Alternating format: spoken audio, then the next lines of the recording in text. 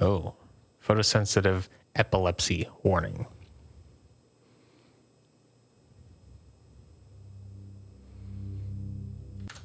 Okay, 1 second. Clicking off of that. Okay.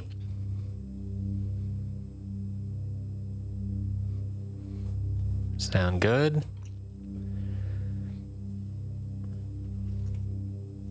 Streaming, recording, all of the above. Looking good, sounding good, feeling good. Episode 1. The House Abandoned. Why would you name your house Abandoned? That's just asking for trouble. Just asking for trouble.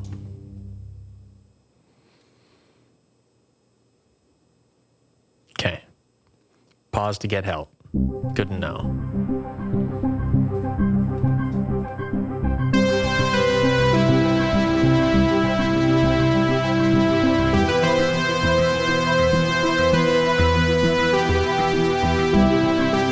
Wow, side row F keys.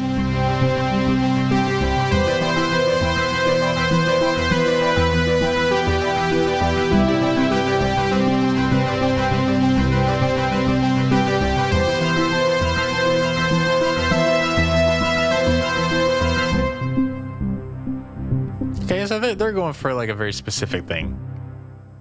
I can tell like right off the bat. They're trying to establish a vibe. Oh, and I got a little bit of control here. I can see what they mean by epilepsy warning.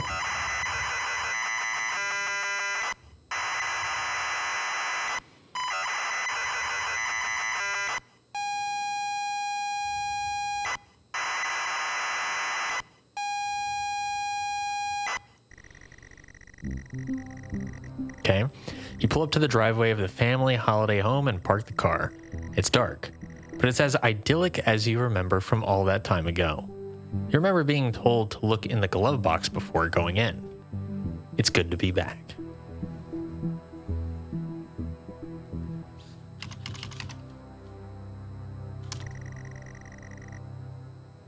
Oh, a text adventure type of vibe going on right now?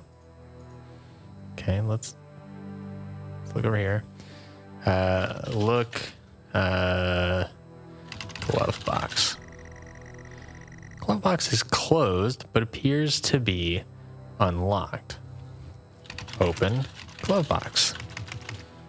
I don't like that it is one word here and 2 words here.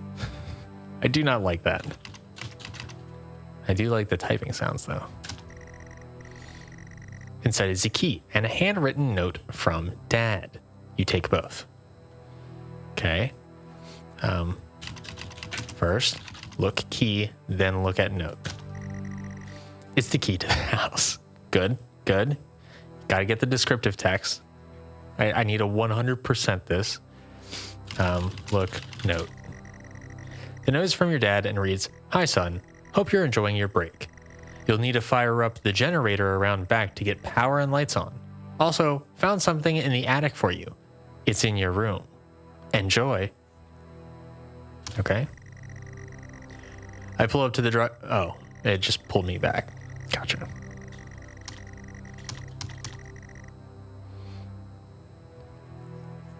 Okay.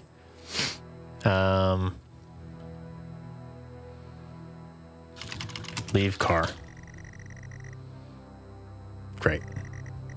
The house is grand, sat perfectly amongst the trees.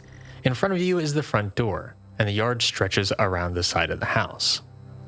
So I need to go around back and start up the generator is one of the things.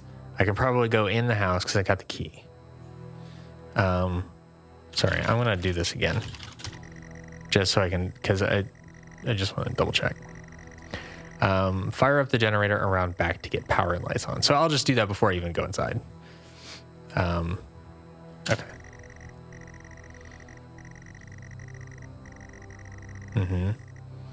I like the little, like they put the Y there and then it kind of like, text wrapped, but it had like this really nice like fade into a dark red. It was very pretty. Okay, and the yard stretches around the side of the house.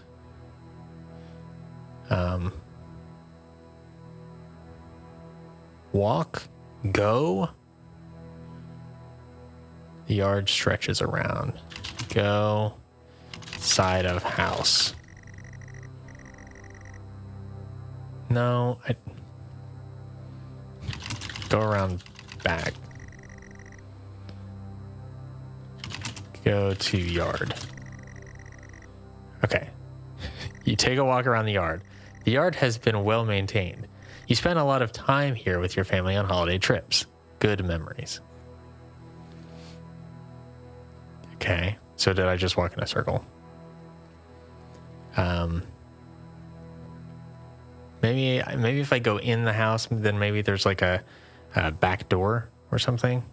Although saying that the yard wraps around the side of the house gives me an indication that there's like it is like designed to lead me along a path to the back. I feel like, right? I'll just go inside. Go to door. Look. Okay. Go to house.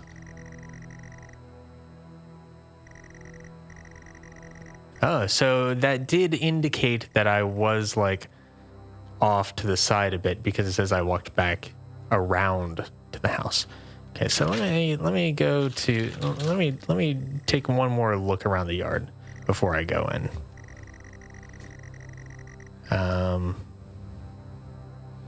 I would think look would yield me something, but generator? Oh, okay. The fuel gauge is healthy and it is manually operated. Go to generator. You're standing next to the generator. Okay. Use generator. I switch the generator on and it whirs to life. The house is still dark. It's probably because the light switches are off. Okay, cool. See, I would have hoped that if I had typed in look, it would have, told me that I was next to the generator, or I would have seen the generator. You know what I mean? Okay, go to house. Okay.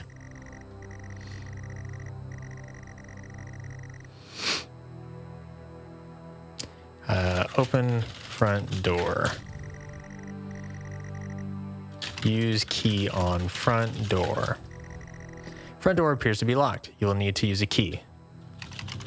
Look, key. It's key. Yeah. Use key. You insert the key in turn.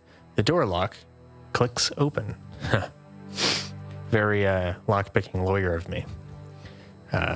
Click on 2. Okay, open door. You step inside the front door. Boom. I'm in. You enter the house to the hallway. It's dark and you can't see anything. You feel a light switch next to the door, however. Use light switch. You flick the switch and the lights come on. Okay. The hallway is now brightly lit. There's access to the kitchen and the living room here, as well as a set of stairs going up. Well, classic exploration rules. We know that our end objective is up the stairs, right? Because there's something waiting for us in the room that was in the attic that got moved down to the room, I believe. So we're going to go there last. We're going to see everything else that we can see before we go up. So that leaves us the kitchen and living room. Go to kitchen. I walk into the kitchen. The kitchen is tidy and well kept. There's a door to a utility room, but otherwise, it's just a kitchen. It's just a kitchen is code for there's nothing worth investigating here. There's a door to a utility room, okay. Or go to utility room. Ah, the utility room door is locked. You have no idea where the key could be. Interesting. Look, refrigerator. Is that how you spell refrigerator? I can never spell that. Okay, look, sink. Okay, fine. Fine.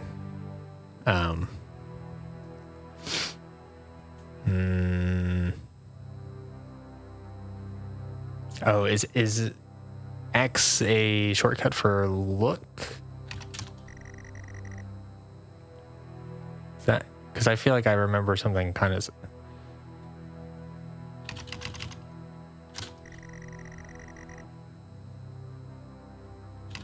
Look around. It's very clean and tidy. Not been used in a while. Whoa. Somebody's doing some wild stuff out of my hallway. X was just a mistype. Okay. But I do feel like I remember there being like a certain in these sort of text adventure games, there being a shortcut for something like look or use. But that might have been specific to certain games. Okay, it's very clean and tidy, not been used in a while. Look. Oh, well, I already used, like, here, counter. Okay. So I'm assuming it's just not in here. Okay, so go to, I guess I don't need to. Go, living room. Go to living room. Leave kitchen. Go back to the hallway. Okay, fair.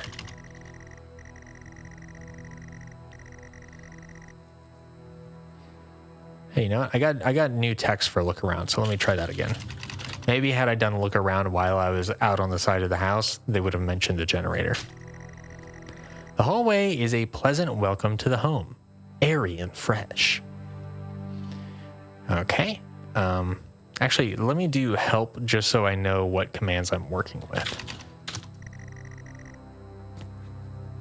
Didn't it say like at any time? Oh, you know what? It was this. Okay. Okay. Look at, go to, use, open, read. Fair. Okay. Those were all the commands I was using anyway. Oh, subtitles. Yeah, make sure those are on. Even though so far there's been no dialogue. Okay.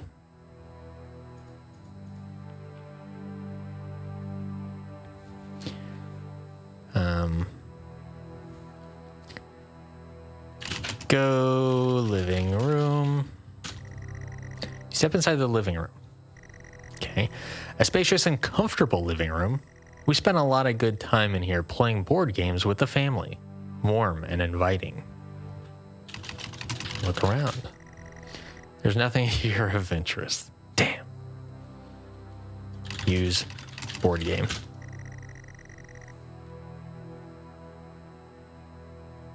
Use Monopoly. Okay. Spacious and comfortable.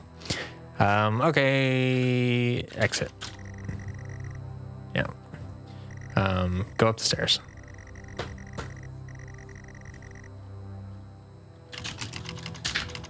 Go stairs. You walk upstairs to the landing. The stairwell landing. There's a bathroom and 2 bedrooms. Yours and your sister's.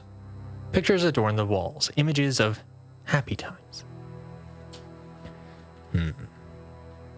I feel like they're really pushing the like nostalgic like, oh, wasn't this so good? Wasn't this so good? Okay. Look, an extra look, you know, never hurts. There are picture frames covering one wall. Okay. Look at picture. Family photos and holiday snaps. Our happy family. Okay. There's a bathroom and 2 bedrooms. Well, go to bathroom. Again, like prioritize least important room to most important rooms. You are in the bathroom. There's not much to note, but it's all in good order. Running water. Look around. Bathroom is clean. A large mirror sits above the sink. Ooh, okay. Look, mirror. It's my reflection. Looking good. Hell yeah. Hell yeah. That's what I'm talking about. Pose mirror. It's not gonna know what I'm talking about. Use mirror. Damn. Use sink. Use toilet. Look, toilet. Use shower. Fair. Okay. Yeah. Okay, so there appears to be nothing in here. Exit.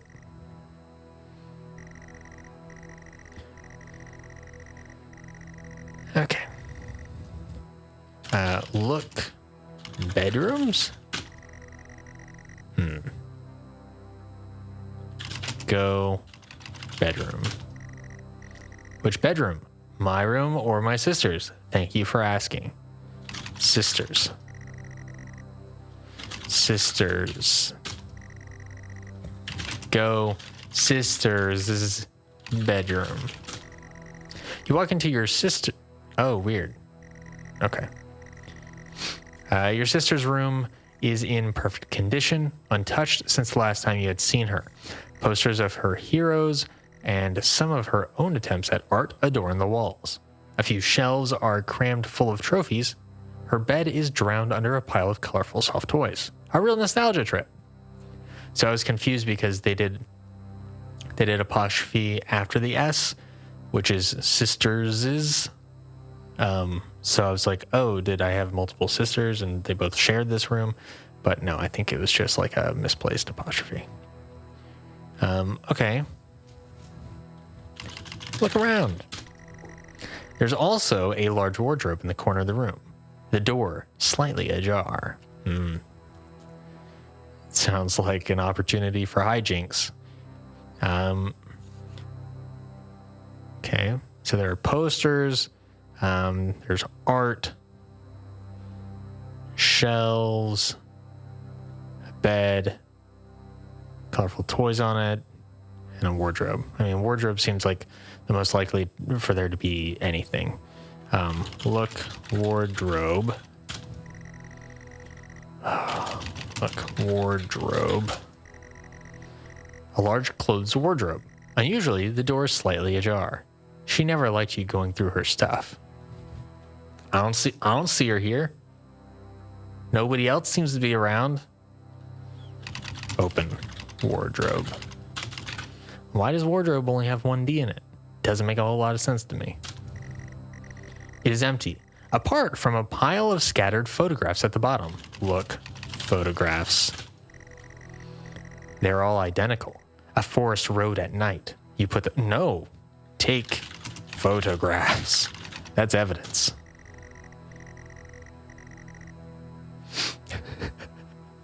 They're all identical. A forest road at night. You put them back. No, I take them. They're mine now. Put those in my inventory. Hit I. For inventory. Let me check my inventory. I'm taking those photographs because that's fucking weird. Okay. Look. Trophies. She won a lot of trophies for dance and gymnastics. Talented girl. Okay. Fair. Look, toys. Every soft toy she has ever owned. That's hardly a description. Look, art. Posters of all her favorite pop stars mixed with some of her own art. She was pretty good. Take art. Even dare touch anything in here, she would kill you. Burn art.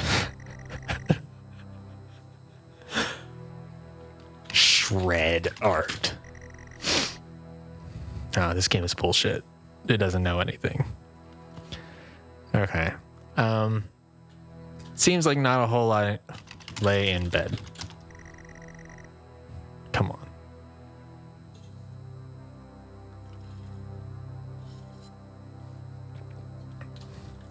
Take trophies.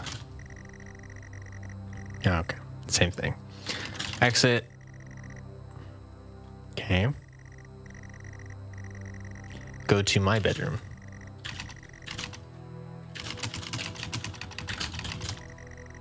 You walk into your old room. Your old bedroom. So many good memories in here. And it's been preserved so well. On the desk is a gift wrapped box. Do people really have like good memories in their bedroom? I have like no memories in my bedroom. Never spent any time in it. What, you go into your bedroom and you fall asleep and then you get up and you go about your life. You go to... What, are you like, you making huge milestones in your, like laying down? Like looking at the clothes in your closet? You're like, oh, these memories. Okay, look around.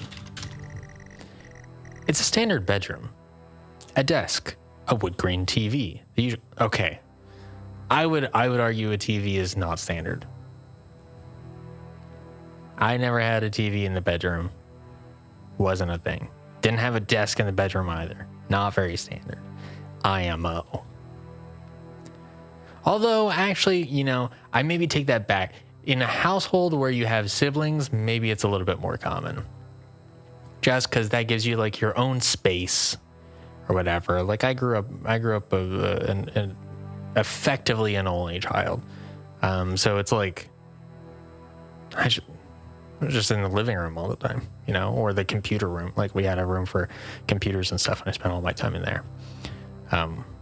But maybe if you have like siblings, and clearly this is going for like a slightly older vibe, then, you know, maybe that's a bit more common. I'll give them the benefit of the doubt on that one. Okay. I guess, look, gift. A large gift wrapped present. The tag says your name. Okay.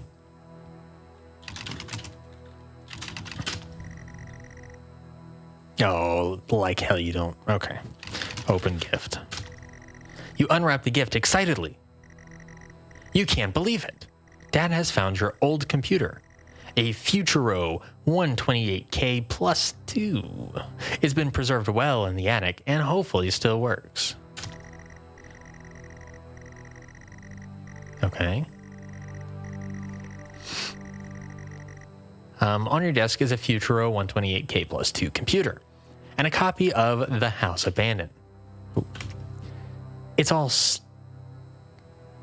still to be set up though. Okay, that was kind of an odd parsing.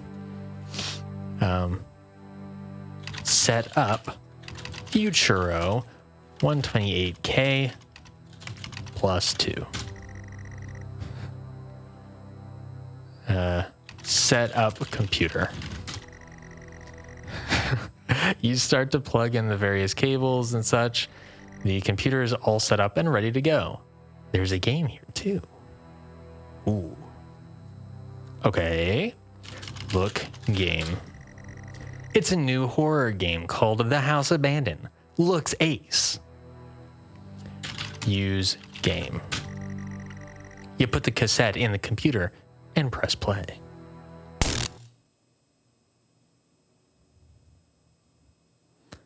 Mamma mia.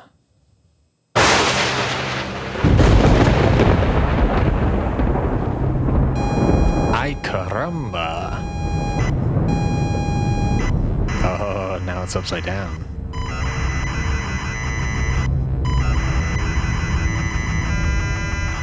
The House Abandoned. Oh, was it saying like Get Out or something? I love that movie. You pull up to the driveway of the family holiday home and park the car. Oh, the clock reset. It's dark, but it's clearly neglected. You remember being told to check the glove box before going in. You can't stand to be near this place. Ooh, okay.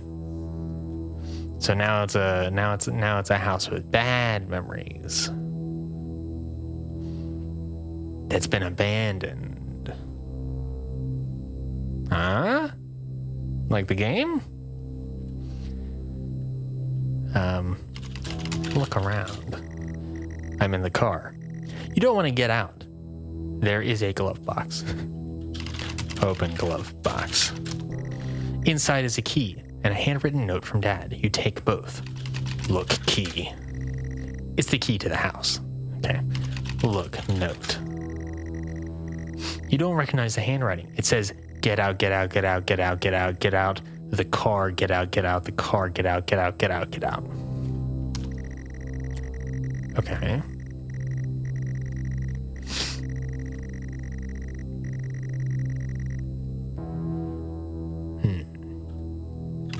Exit car.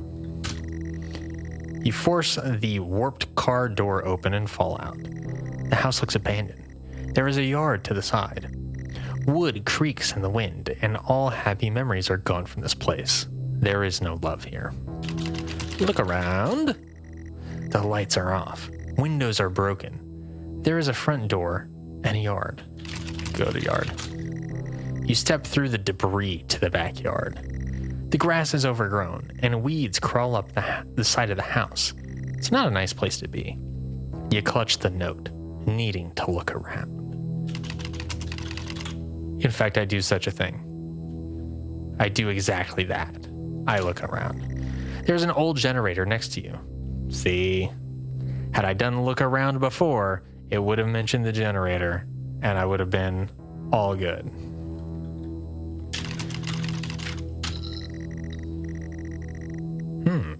There isn't much fuel, but the generator starts up.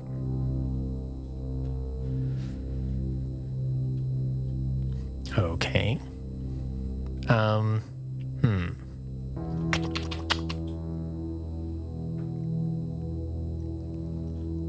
Okay. Go to house. You go back to the front of the house.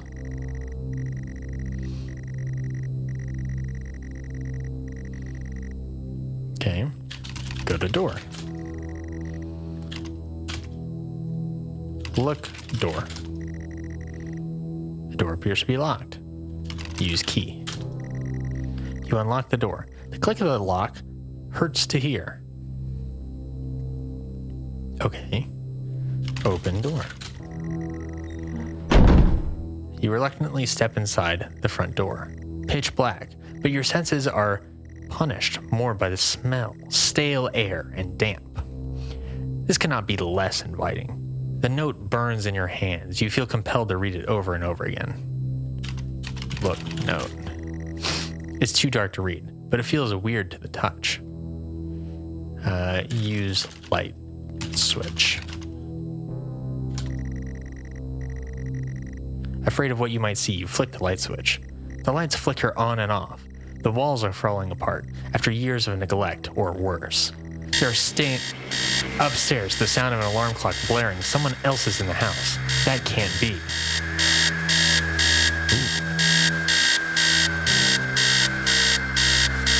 Turn off alarm. Somehow the alarm stops. You can feel the panic set in. You are still in the hallway. The noise has stopped, but you feel a presence. Someone is in the house. They should not be here. There's a kitchen and a living room adjacent, and stairs leading up. The note feels disgusting in your hands. Look, note. I can't read the note. It's bleeding. Okay, well, just apply pressure. Apply pressure, and it'll be fine. Ooh, 999. It's the opposite 666. It's like upside down 666. So you know it's gotta be spooky. Start alarm clock. I figure if stop worked, maybe if you start it as well. Okay. Okay. Same order of operations, I feel like, is in order here. Go kitchen. You go into the kitchen. The kitchen stinks and feels completely unfamiliar. The tabletops are rusted metal, and there's a carcass on the table. There's writing on the wall, and the utility door has a red X painted on it. Look around. There seems to be writing on the wall and what looks like blood. Okay. Look at writing. In blood, the number 1986 is smeared across the wall. The spookiest of years.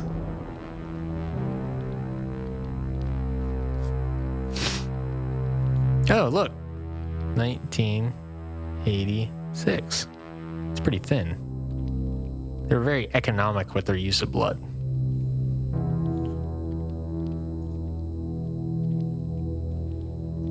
Okay.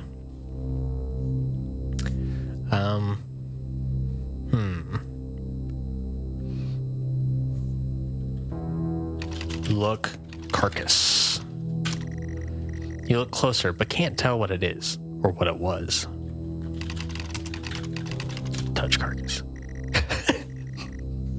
Absolutely not.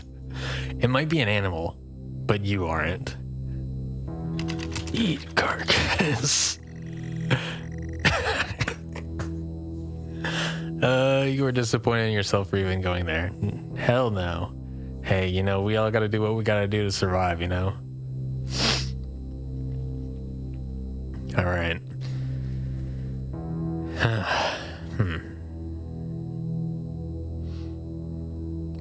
Let's see. Look, tabletops. Okay. Look, table. Okay. Look, door. There's a red X on the door. You assume it's paint. Yeah, must be paint. It feels like the note. Look, note. The paper now feels like fabric. It's covered in blood. You can just make out the words, "There's nothing for you here." Okay.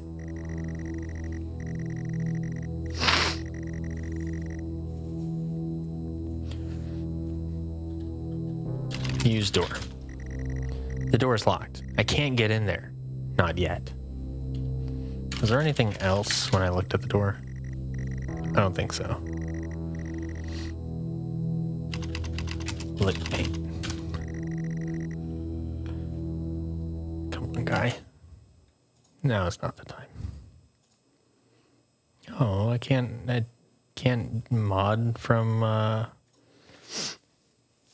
OBS. 1 second.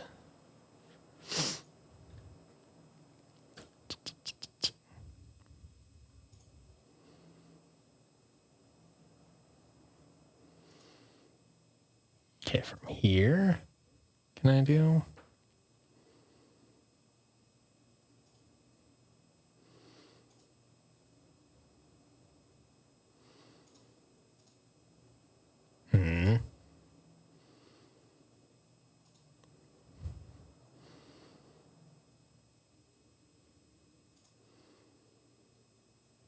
There we go. Ban. That took a while. But we're back at it. You have to credit these small scene changes as stuff happens. The black bars on the eyes and the responsiveness of the set is a nice touch. Oh yeah, I didn't even notice the black bars. But then again, I'm looking right here for most of this. But yeah, it's nice. Okay, so I can't open the door yet. I don't have a key. Exit. Step back into the hallway. My shoes are wet. You're still in the hallway. The noise has stopped, but you feel a presence. Someone is in the house. They should not be here. There's a kitchen and a living room adjacent and stairs leading up. The note feels disgusting in your hands. Look at the note again. Okay, So it's just always bleeding anytime you're in the hallway, it seems. Look, shoes. Come on, you just said my shoes were wet. Look, floor. Okay. Go. Living room. You enter the living room. The living room, although hardly an appropriate term, the furniture is threadbare and worn.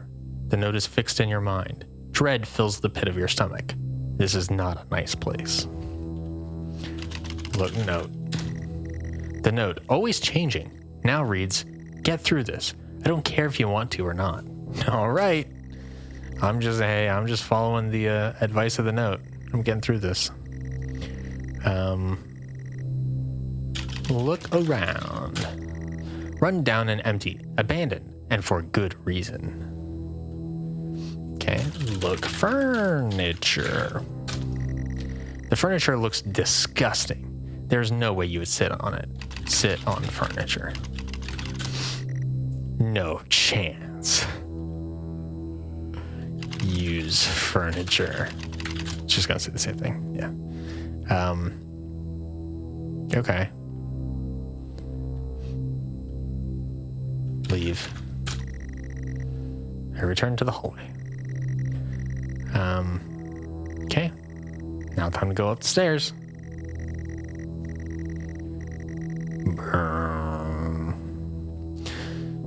Go stairs. Is there? No. Okay. That's just a curious kerning. Thought there was a space there. You head up the stairs. They creak. Same, but different. The landing has access to your sister's room, your room, and the bathroom. Pictures are... Jesus. Behind the door, a phone starts to ring. You don't understand. Neither can he. Answer phone. You hear him answer the phone. Your mind hurts and you taste iron. Oh, 'cause blood. Voices spill out of the phone into the room. Whoever is in there should not be there. You need to hang up the phone. I do. Whoever. You consider the worst. Listen, phone. You can't hear yourself think. It's too much. Hang up phone. Relief. Same, but different. The landing has... Okay. Yeah, we already read this one.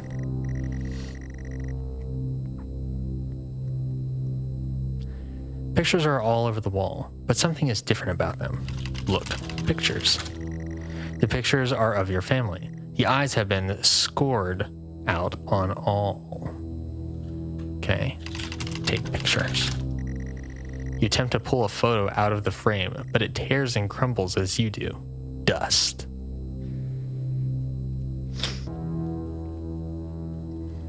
I like that this time they actually let me take something. In the other reality, they just wouldn't let me take anything.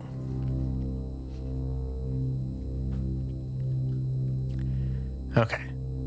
So clearly there's sort of an ominous thing about the sister's room, right? Probably the wardrobe, right? Because wardrobe was spooky even in the pleasant house. Then again, my room might be end objective because that's where end objective was previously. So one thing's for sure, we go to the bathroom first. To the bathroom, like probably something spooky in the mirror, maybe, or like toilet. Like toilet's a good place for spooky stuff. But then maybe we go to my room after that, and then maybe we go to the sister's room. Because if I'm prioritizing objectives, it seems like sister's room is end goal here. Okay, go bathroom. You enter the bathroom. The bathroom feels disgusting. Every surface is covered in a layer of oily grime. The sink is a haven for all kinds of bugs. Oh, gross. I hate bugs. Look around. A broken mirror hangs above the dirty sink. Taps rusted in position. Look, mirror. You can't bear to look at yourself. Okay, this is a little bit more realistic. Use taps. Use sink. Use mirror. Look, toilet. Look, bugs. Damn. Okay. Yeah, I don't think there's really anything here. Leave.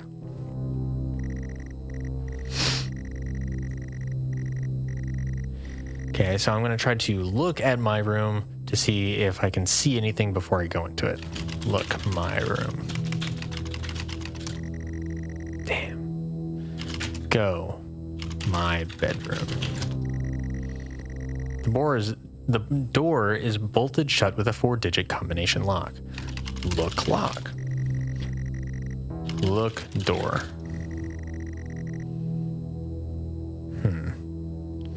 Okay, well, I'm guessing it doesn't want me to get in yet. I wouldn't have a combination even if I could really access it. Okay, go sister's room. Jennifer's room is boarded up. You can't bear this.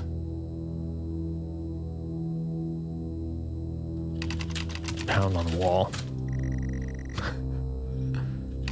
Punch wall. I want to like bridge this gap a little bit. Knock on door. Knock on sister's door. Knock on my bedroom door.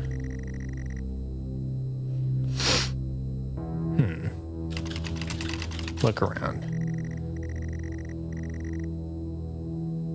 Photos of door on the wall, all misaligned. Aligned photos. Okay, so go my room.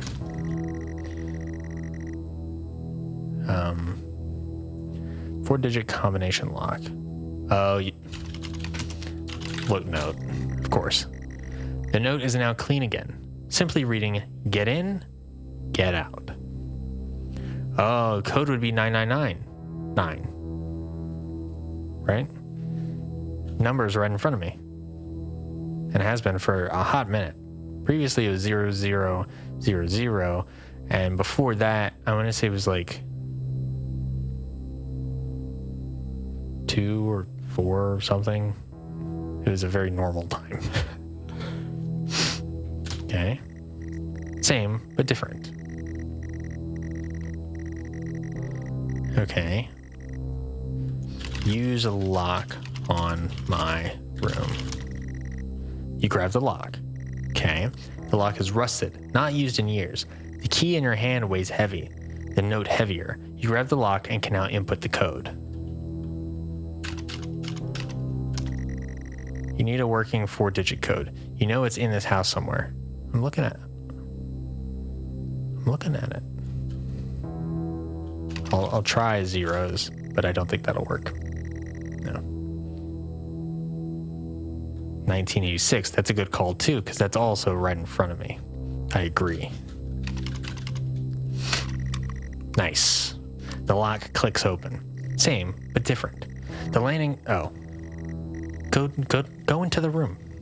You damn weirdo. Go my room. The door is closed. Yeah, open it. Open door. You open the bedroom door. Yellow. Go my room. You enter your bedroom. The bedroom feels utterly familiar. The walls are damp, but you've been here before. In front of you, a lone person sits in front of a computer screen. The lamp is on, the clock reads 9999. You shouldn't be here, I shouldn't be here. You grip the note tight. Look, note. I gotta keep remembering to look at the note. I keep forgetting. I'm sorry, Jennifer. I'm sorry, Mom. I'm sorry, Dad. You haunt every step I take, even in this place. It was out of my hands, but still you punish me. I can be with you now. There's nothing left to do. I'm consumed and confused. This has to end now.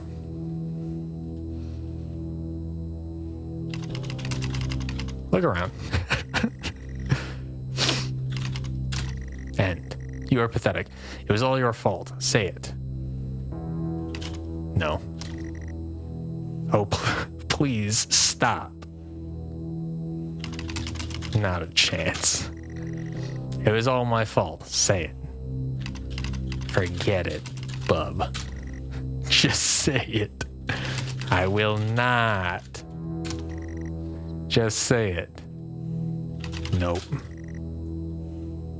No way. Not gonna happen. Okay. Fine. I will. Seriously. Okay. It was all my fault. There you go, bud. Finally. Acceptance. The first step to closure.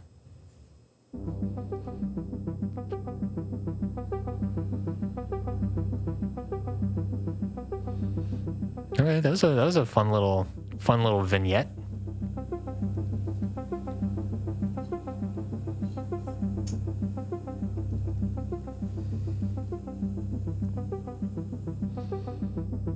So that was episode 1.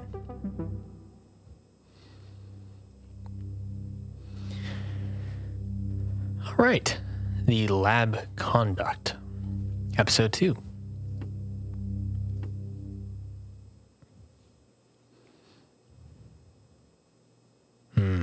Maybe case sensitive. Okay, good to know.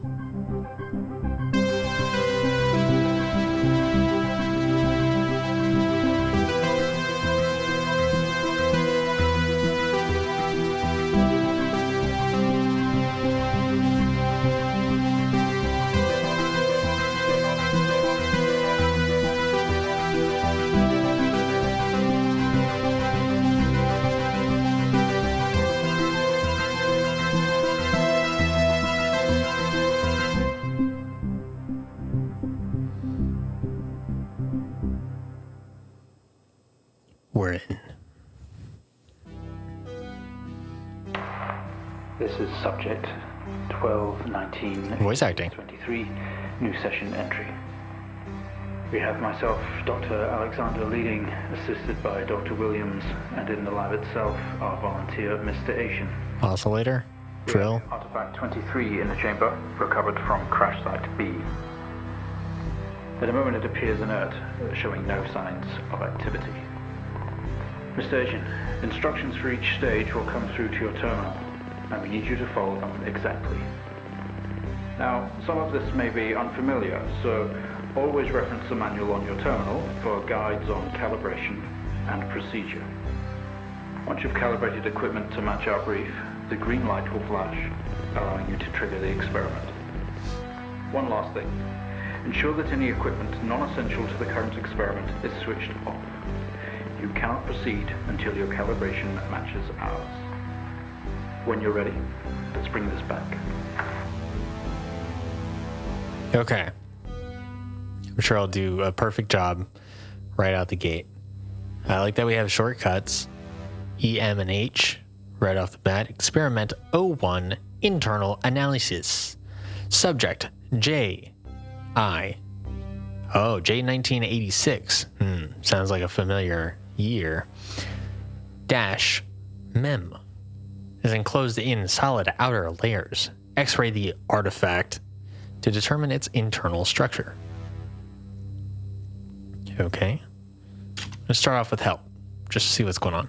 Press the keys bracketed in the top menu to move between pages. Press tab to roll over to the test chamber. At the chamber, use your mouse cursor to select and interact. Manual. 1 is X-ray, electromagnetic spectrum. 2, concentrated light, laser. 3, acoustic resonance. 4, drill press. 5, safety instructions. 6, equipment layout.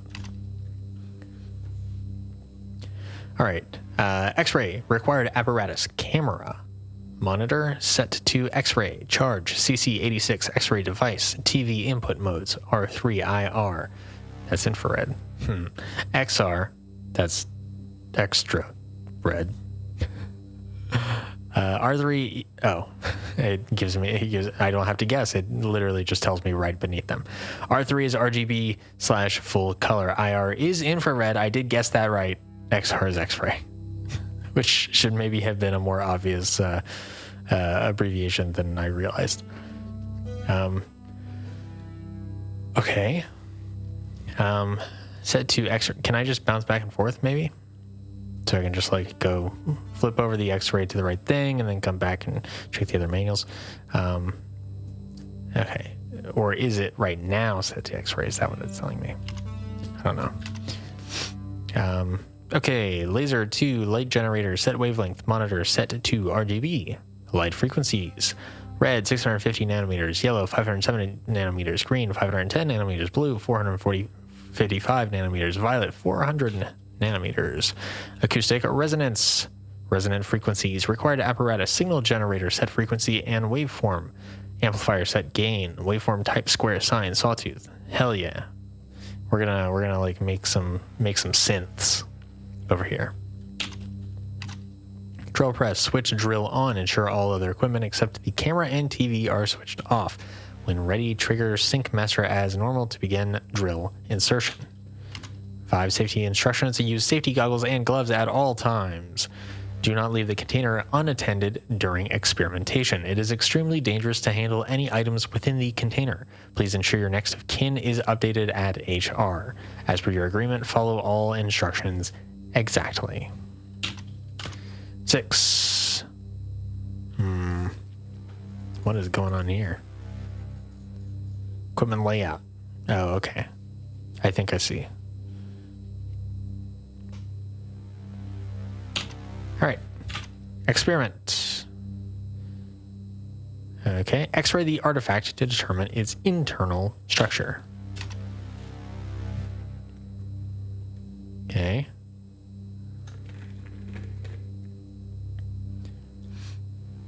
X-ray.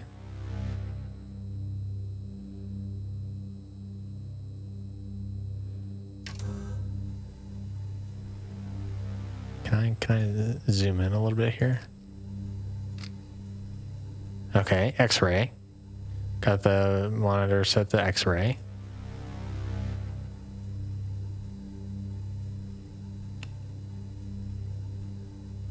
Oh, and that's the camera. Okay.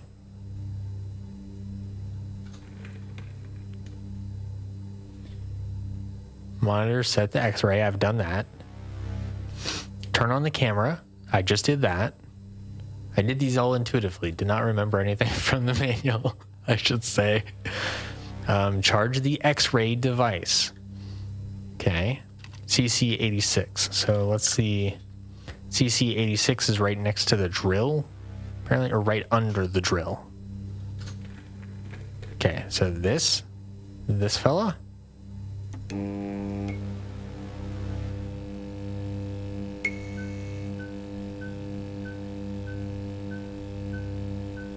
Can you push this?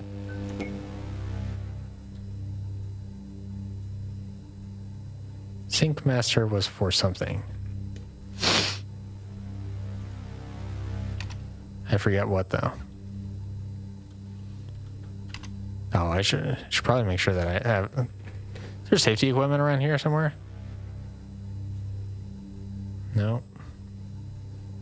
I should probably turn on the sync master, but you know, I'm just gonna do it.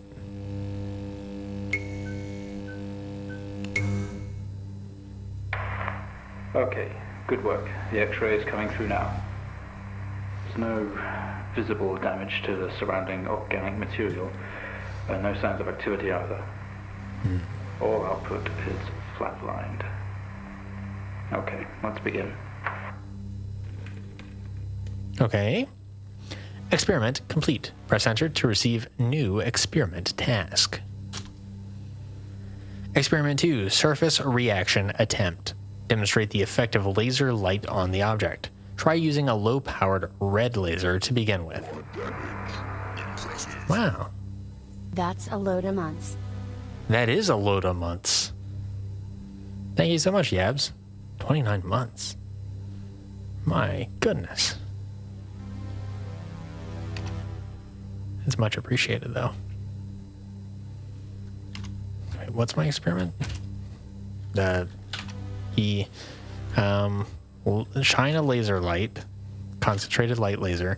So 650 nanometers, low level 650. Okay. Required apparatus, laser light, set wavelength, monitor, set to RGB. Okay. Can I do anything here? Beep, beep, pop, boop, beep, pop, pop, boop, boop. No. Set to RGB. Whoa. It's a heart. Hectic. Okay.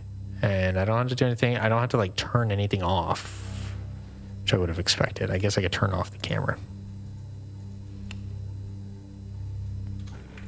Before I forget, you think that it mentioned turning things off when they aren't in use. Yeah, so we had the exact same thought. Like, I guess I could turn off the camera since it doesn't specifically say I need the camera. But look at that. It's a heart. It's a heart. Okay. Monitor set to RGB. Laser light. So let's look at equipment layout.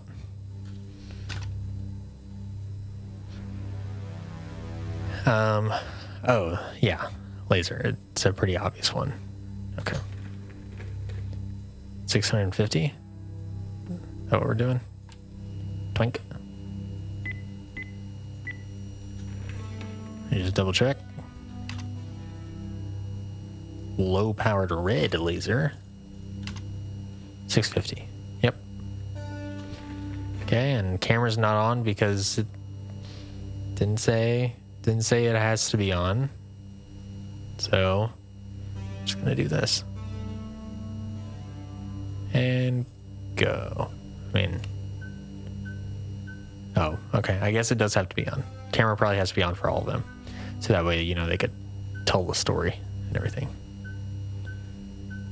And make sure there is no like power off for this, right? I don't see it. Okay. Just because I see the red light there, you know, just checking. But I think I'm good.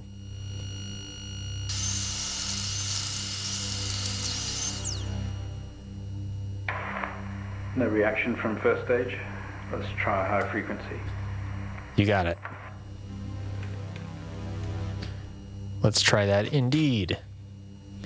Experiment O2B. Demonstrate the effects of a laser light on the object. Increase the laser energy. Use the green laser. Okay, 510 nanometers. 510. Oh, C is for clear. It's good to keep in mind, I suppose. What is this game? It looks good. This is Stories Untold. It's like 4 little kind of horror vignettes. This is the second episode in the 4-episode series. The first one I just finished, and it was kind of a text adventure where it sat you down in front of a computer, kind of like this. And you use the text adventure, and the text adventure starts like blending the reality with you sitting there playing the text adventure. I got it on Epic a while back for free, I think. It's probably not free anymore, but all right, let's go. Green laser. Nothing. Okay, we have a reaction of some sort here, a weak signal. Let's keep going. Increase again. All right, you got it. O2C, increase the laser energy further. Use the blue laser. Okay, 455 nanometers.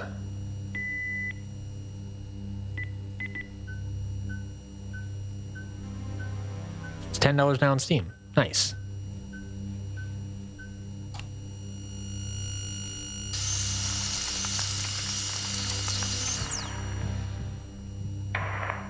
Well, Mamma mia. Would you look at that? It seems we have a pulse. Rhythm is stable. There's no activity registering in the core. It's possibly damaged. You don't say. Let's push further.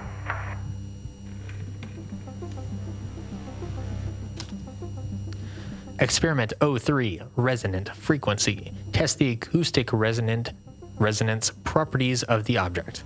Begin with generating a 250 hertz sine wave with amplifier gain set to 1. Okay. So we're looking at number 3. Required apparatus. Hold on, let me make sure this is turned off. Okay. Turn that off. That's fine to leave on. Okay.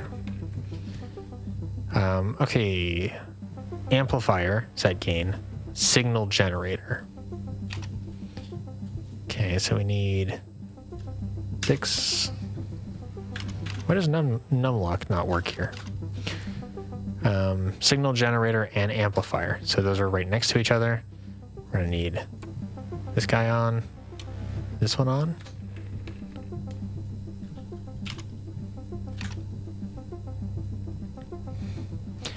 Anything with green pixels CRTs has your immediate attention. Fair. Anything that allows me to type in look or exit, pretty good. That's why I like Linux so much. Even though I don't use it for like personal daily use, I do use it for some stuff here and there. I love it because it's just a text adventure. You just ls and it's look. Your directory is in front of you, and you can do exit and it closes stuff down. It's so good. Okay, so I don't remember what we're doing here. Generating 250 hertz sine wave with amplifier set to 1. Okay.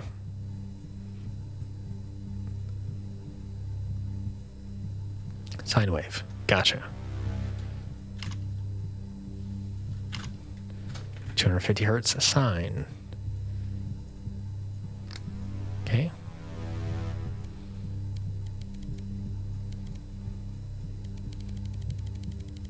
Oh, I can hold it. That makes sense.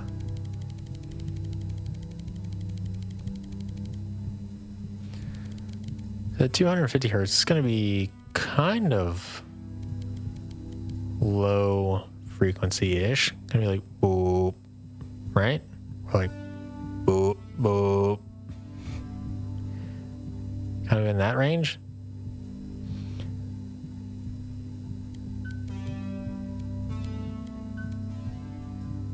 Then it,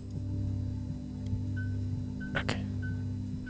It's at 1, thereabouts. A neat game that has that sort of thing in mind is Hacknet. It's a hacking game that you primarily use text commands to navigate. I've heard of Hacknet. I've just never looked into it, but that sounds cool. Okay. I'm going to go ahead and hit this button because this all seems fine. Boop. It's not much of a response. Updating the experiment now. I bet. Increase the frequency to 500 hertz sine wave and amplifier gain of 5. Well, let's start with this. Is that like my LFO?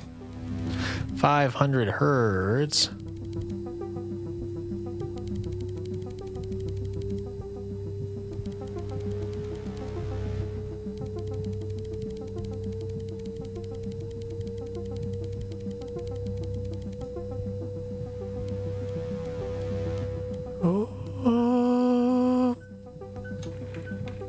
Just double checking. 500 hertz sine wave amplifier gain of 5. Everything looks to be in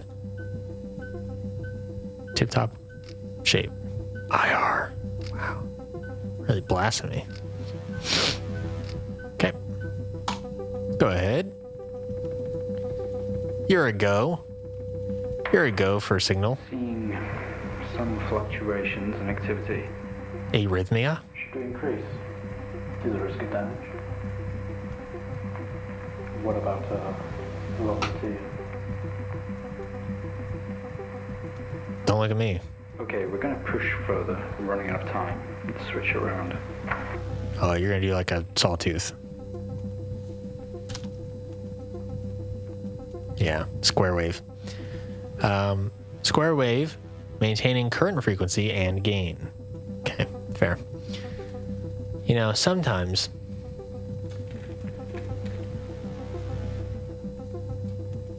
they spend so much time thinking about whether they can, and not enough time thinking about whether they should.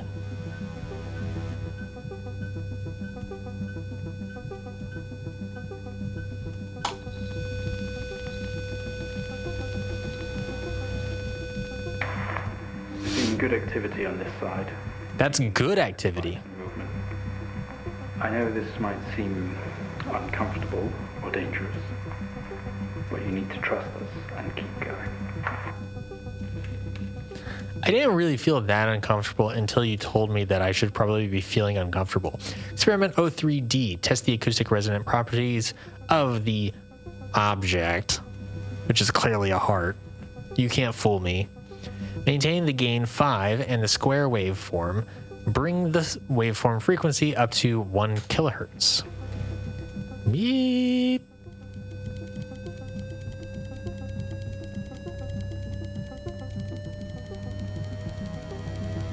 Beep. Nailed it. I'm kind of a musician now, so I know my hertz pretty good. Beep. Yep. I'm sort of a natural singer, so can we go on that? I'm just hedging my bet a little bit, you know, like in the same way that you might see that the speed limit is like 55, but maybe you go 57. For this experiment, I know it's 1 kilohertz, but maybe I'd go 99 hertz, like just for a little bit of extra safety. All right, fine.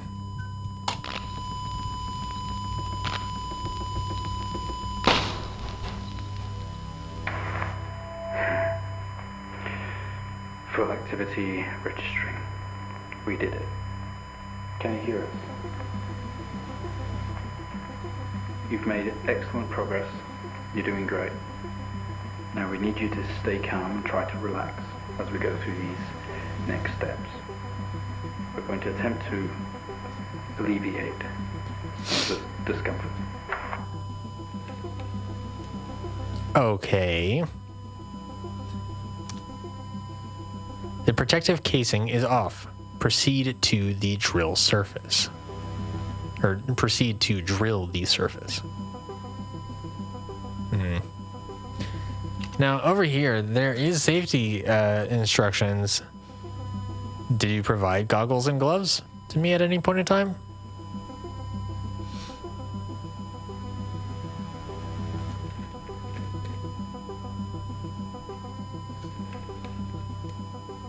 Okay, hold on. Drill. Ensure all other equipment except the camera and TV are switched off.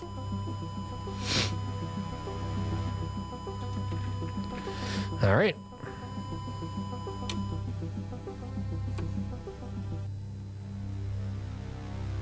Camera, TV. I don't know what's going on here, but this seems all normal and good to go.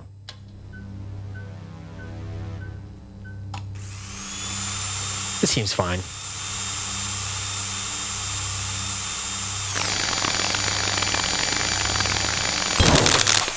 I'm gonna break your drill. How do you feel? Don't be scared. We have the situation under control. Take a few moments, and when you're ready, we'll continue. All right. Look, I feel great. Make contact with the artifact. Open the test chamber. You know, first contact is always such a tricky, delicate situation. You know, you have to make sure they're not like They have to like advance to a certain point of civilization before you can make first contact. And you know, we might not share the same language or the same priorities. But sure, you want me to talk to the glowing heart? I'll talk to the glowing heart.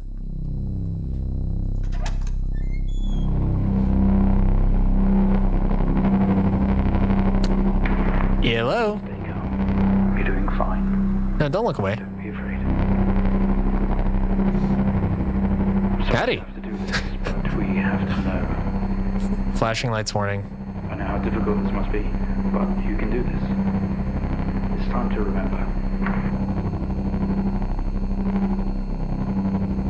What up? Homie? I clicked. Sorry, I interfaced with the artifact. Try to speak. Stay calm. You're a proxy now. You have a connection to the entity's inner core. Okay. It's like a conscious black box. It can show you its memories. Look into it. The visions will translate onto the screen to be something that you can understand, that you can play out.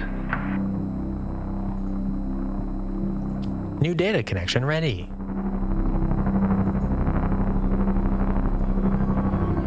I'm clicking and holding.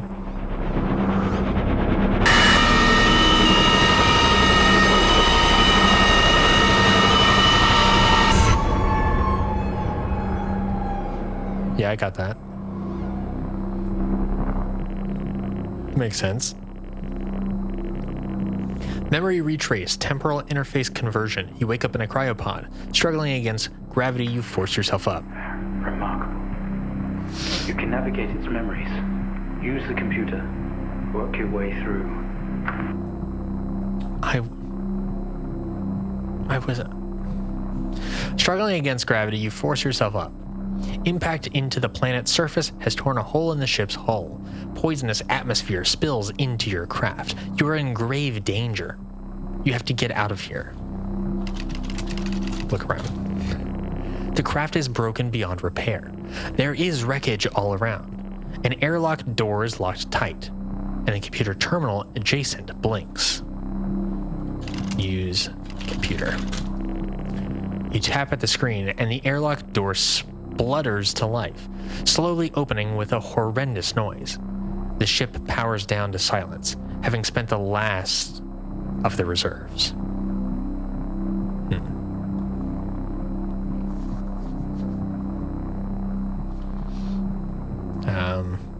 Go to airlock.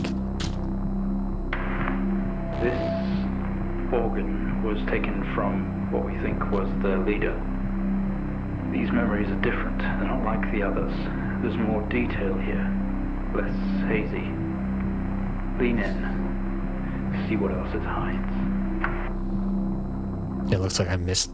It looks like it was showing me how much I had seen, and I maybe missed a little bit in that interaction. All right, let's go back in.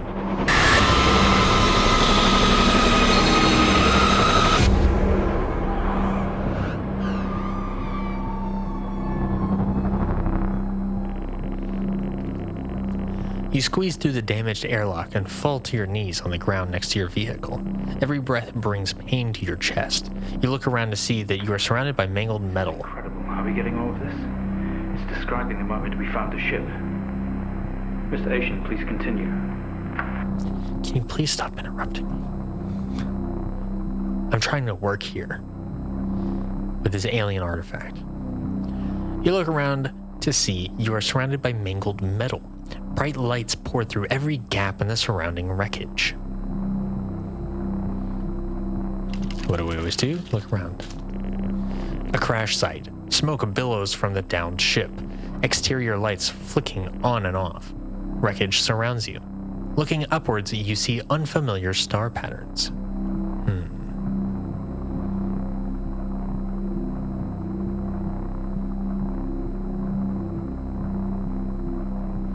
I feel like I should be going somewhere. I'm not sure I know where to.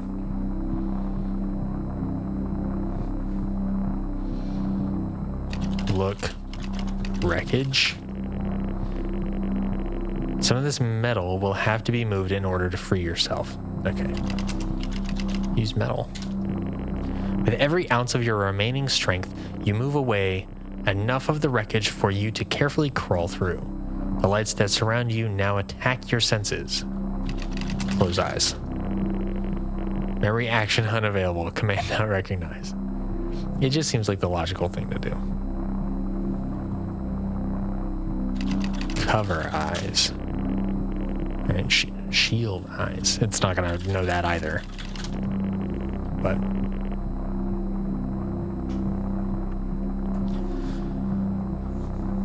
okay, look around. I'm in a new place at this point, right?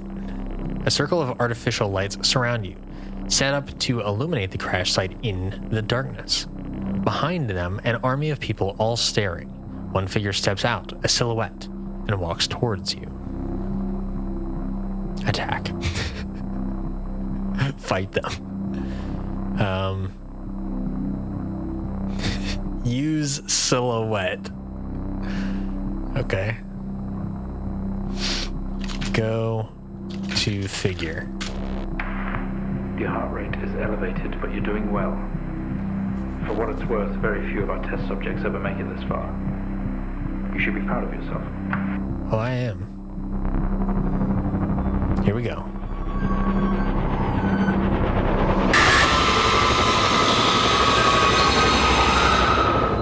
Dental services?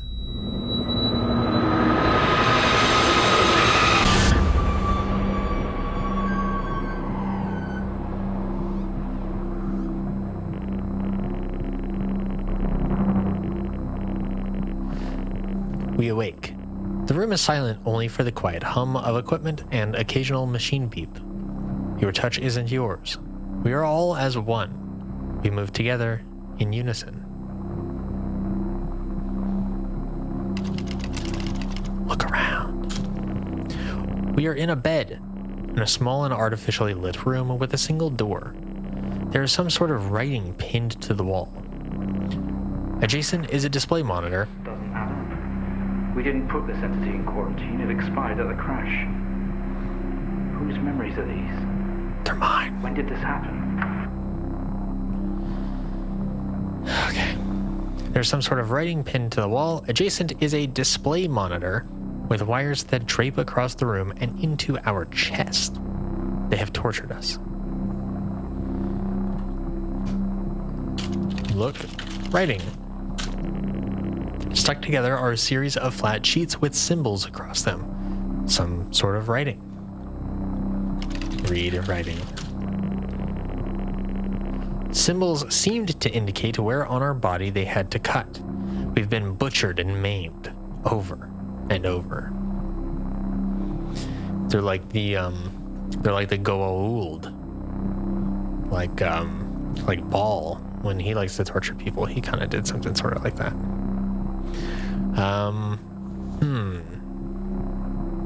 Okay, so I feel like the path of progression is looking at the display monitor.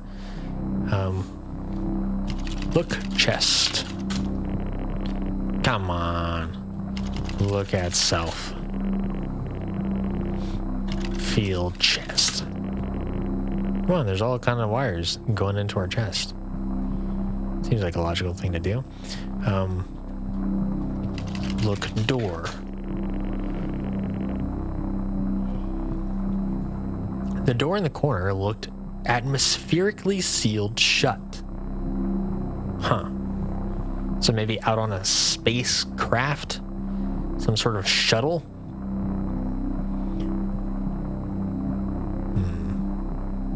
Or maybe underwater? Could get some atmospheric sealing as well.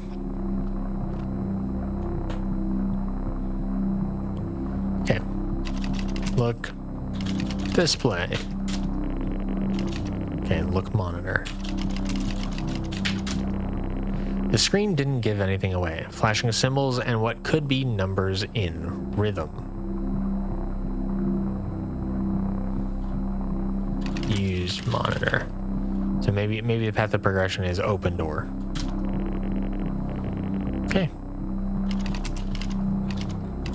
stand. Go to monitor. Go to door. Open door. We can't reach the door, effectively tethered to the machine. Remove wires. What just happened? What's that alarm? There's been a disconnection in quarantine lab 15. Find out what's going on. Okay, so this is happening simultaneously. Kind of similar to the last story. We yank at the wires protruding from our chest. Together, we all scream in pain. This action sets off an alarm, echoing loudly down the adjacent corridor. Disable alarm. Turn off alarm. Go to door. Look around. Okay, it's just gonna give me the same thing, right?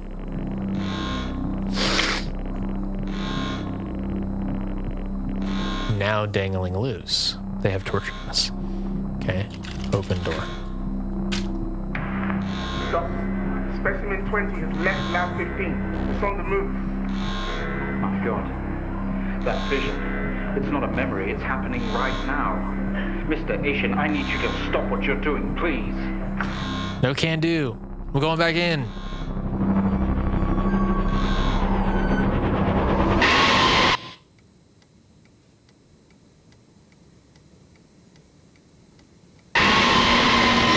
Ma'am.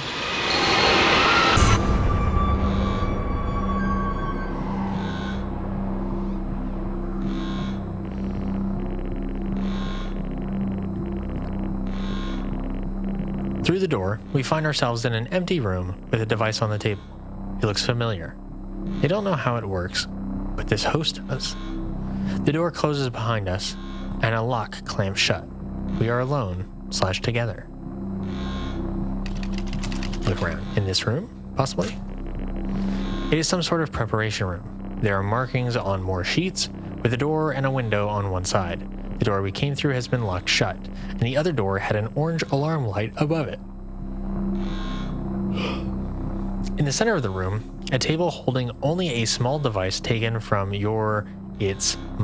our ship.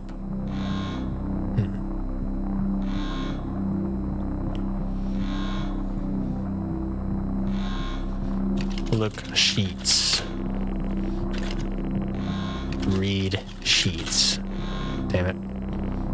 Read sheets. Okay. Look window. Thick glass, almost mirrored, on one wall next to the door. In the next room, a human is connected to a sphere by its eye. He must come to.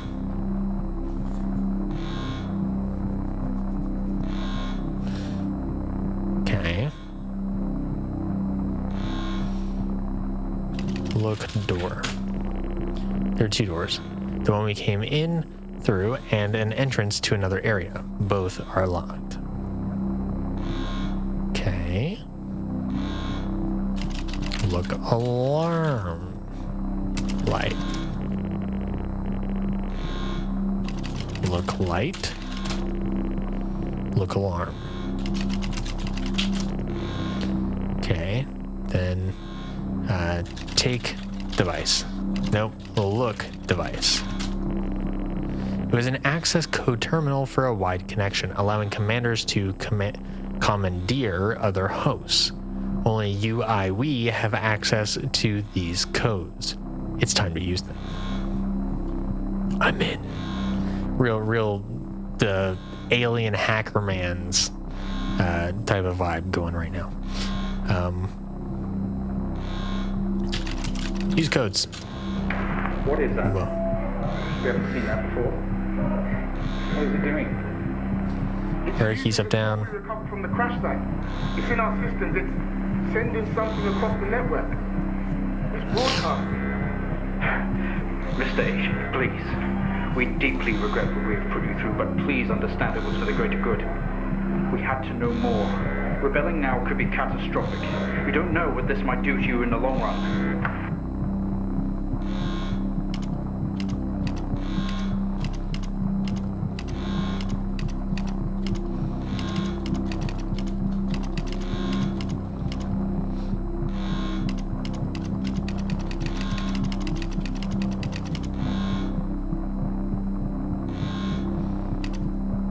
Oh, I just have to match it up to what they're showing me.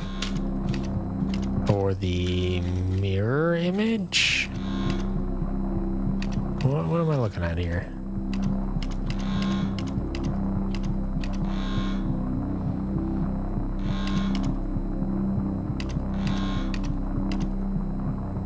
I have to match what's going on here-ish.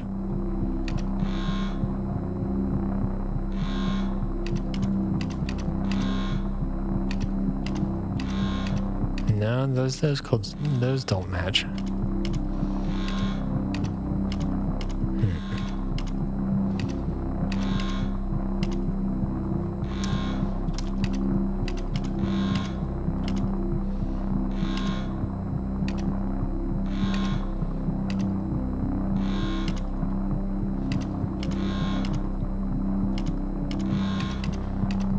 I feel like maybe I missed some vital information.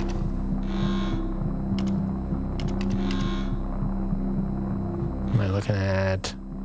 Oh, maybe these? Trying to decipher these? Okay, yeah. That feels like that must be the key. I actually got pretty close.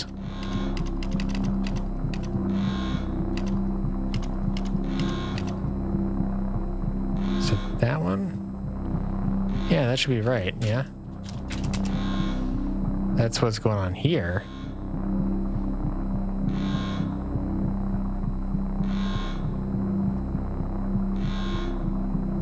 Guess I could try something going on here.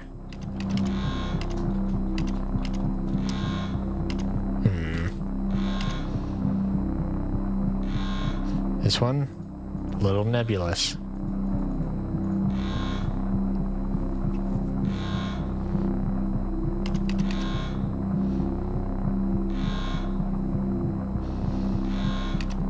Oh, so these glyphs are actually the same as these glyphs, just rotated 90 degrees counterclockwise.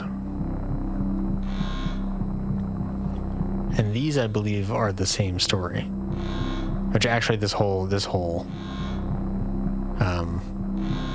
image is the same as this whole image rotated 90 degrees counterclockwise.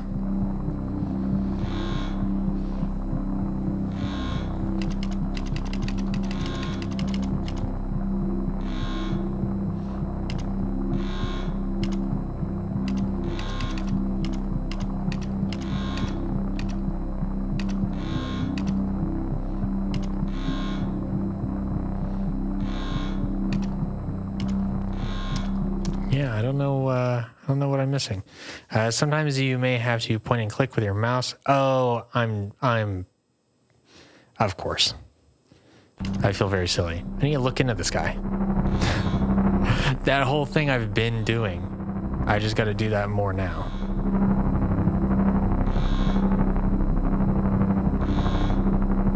Is that all it's gonna give me? Okay, hold on. It's transmitting the code, but it's kind of tough to spot. Okay, so I need a, okay, I want to look for question mark, see what I can get out of question mark. Oh.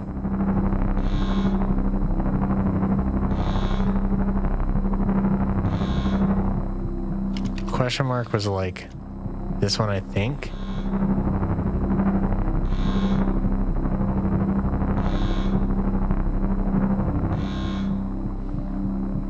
It's not easy. Okay, I can kind of see this one.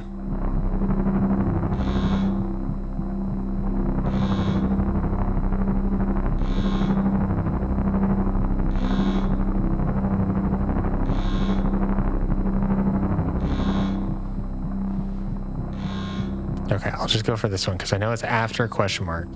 I think that's maybe how I have to do it. I have to so it's really tough to look at one and then jump over to the other one because it takes so long for me to recognize which one I'm looking at. So I think maybe if I look for a question mark, I can see question mark and then start looking at the right hand side and see what's next because I think it's just going down the list like this.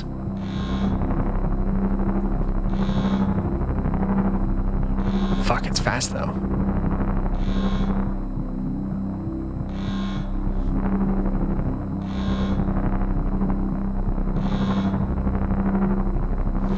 so fast. Okay, so this one I think is right. I think this top one is right. Yeah, because this like sort of backwards J sort of situation with the 8, with the figure 8. That is correct. Now we have to figure out that one. Apologies to anybody watching. Okay, this one is like that. I'm fairly certain.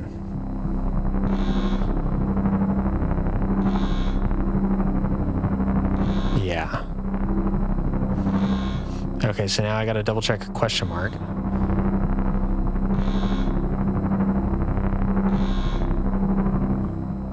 Question mark should be right. So now it's just this one. I was just cycling through. I was just gonna cycle through the bottom one because I was like, I know the first 3 are right, so something will probably happen when I get the 4th one right, which happened. So. Oh, freeze. They're converging. It's over.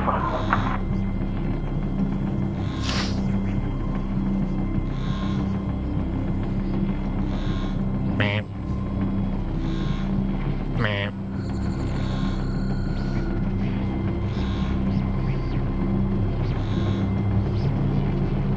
Meh. Meh.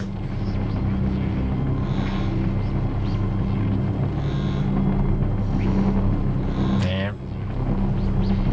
All right, going in.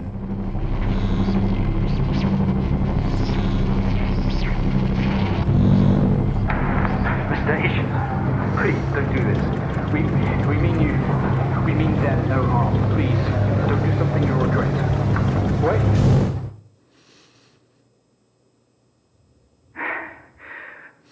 One day, Station, this will haunt you. Okay.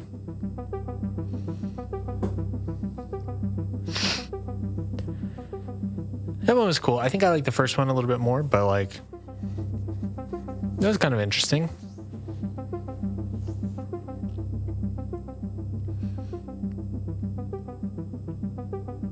A little alien experiment. I liked the heart part, and then like I feel like once it got to the orb, and I'm sure had I like dialed into, oh yeah, just look at this thing, I probably would have liked it a little bit better if it were like just a little bit more intuitive. But a very curious challenge to be like, oh yeah, just look at 2 things flashing and combine them together and do pattern recognition through that. Very curious.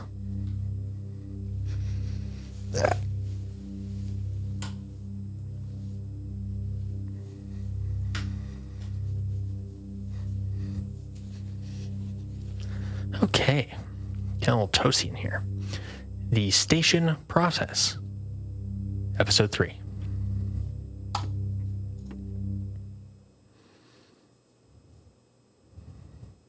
Look around, go to, and open commands are very something. I'm going to guess useful or common. That orb thing was clever and tricky. Now I just got to connect all the stories. Yeah.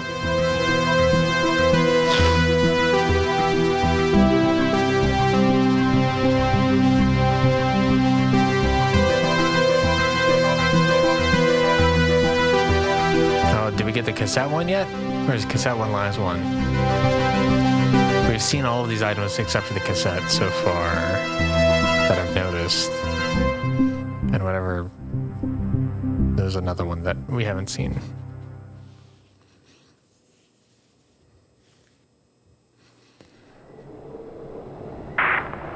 Station 3, do you read me? Give me a sign, man. This storm is getting pretty wild. Oh, I like the accent. I really like the accent. Come on, 3, log in. Quit fucking around.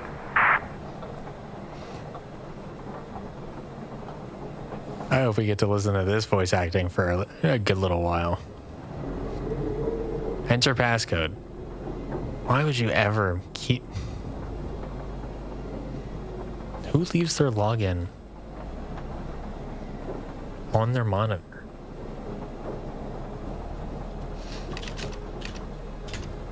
$1968.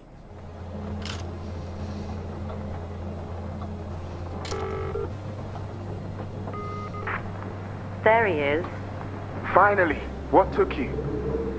Is the microphone still broken in Station 3? Let's find out. I'll take that as a yes. Yeah, I'm trying. Can't reply. You should be able to hear you though. Can see activity registering, so your voice is definitely going through. Oh, okay. We can chat later, 3. Yeah, this Right. is pretty serious. I've had a distress call from Central. There's a situation and we have to fire up signal monitoring and relay systems right away. What kind of situation? I don't know. I'm assuming it's got something to do with this storm. Whatever it is, it's big to want to involve us. Shit. Okay, what do we do then? Well, my fucking cabin power isn't holding up in this weather, so I can't process the Weather. signals myself. 2, you need to feed the frequency information through to the backup terminal in Station 3. And 3, you just need to tune, decode, and process. Just refer to the handbook on the microfilm. It will- Microfilm. I've never done any of this stuff, so I'm not going to be much help, I'm afraid. It's simple, honestly. You could do this in your sleep. Okay, first one is due to appear in a minute or so. Have a quick read of that microfilm handbook. It should be on your left. I'm gonna get suited up and restart the generator. Don't fuck it up. Weather. Oh, I love it. I knew it was going to be a good time when I heard that accent. I don't see microfilm. Okay, 3, we're up. Do whatever it is you're supposed to do. Transmission broadcast frequency 1930 kilohertz FM.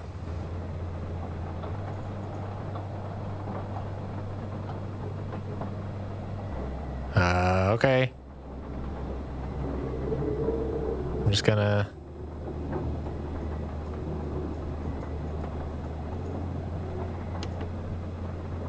$1930. Wait. Is this in kilohertz? Got it. Oh, I could just push the buttons.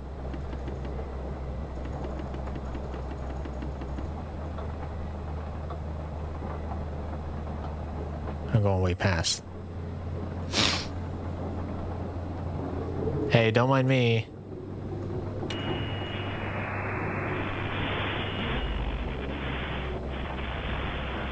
They've got the waterfall.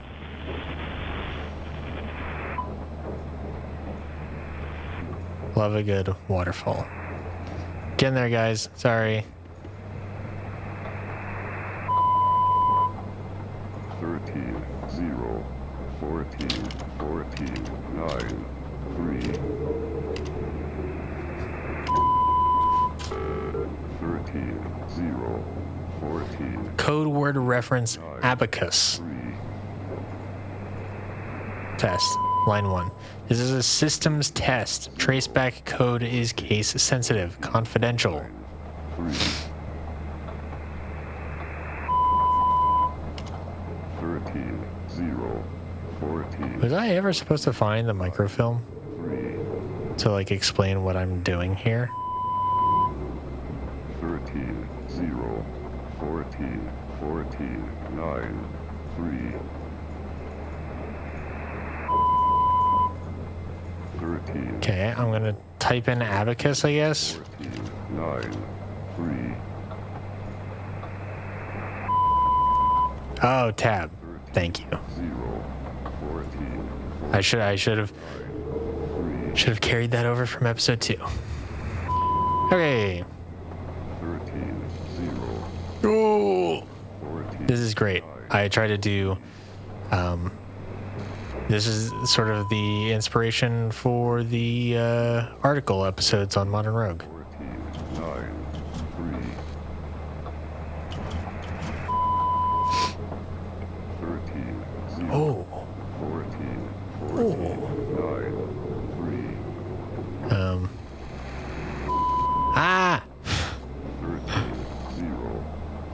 14. This scale? Where's scale? That's focus. Ooh, that's cool. This one scale? That's scale. There we go. 14. 9. 3. Enlarging. Okay. 13. Sorry, hold on. Let me. 14. Well, I love the voice. I'll come back to that. We thank you. We at the Central Monitoring Division would like to first... hold on. Let me just get that.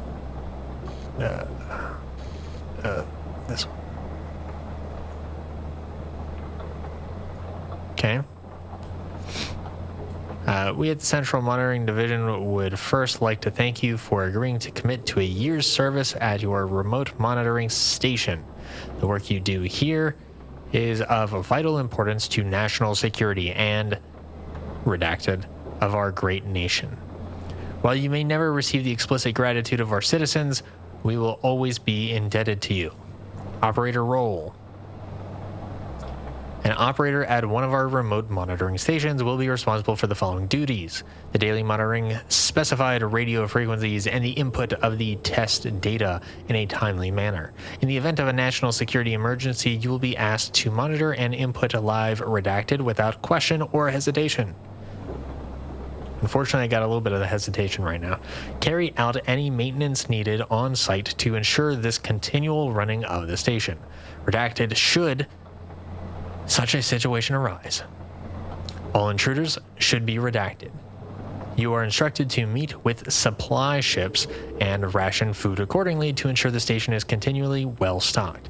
In case of redacted, your 14th and 15th molar teeth. Oh. Cyanide capsule. Of course. That old trick. That old chestnut.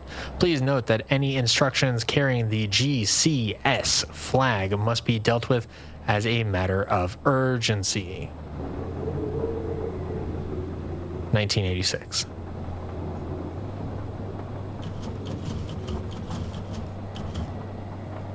Okay.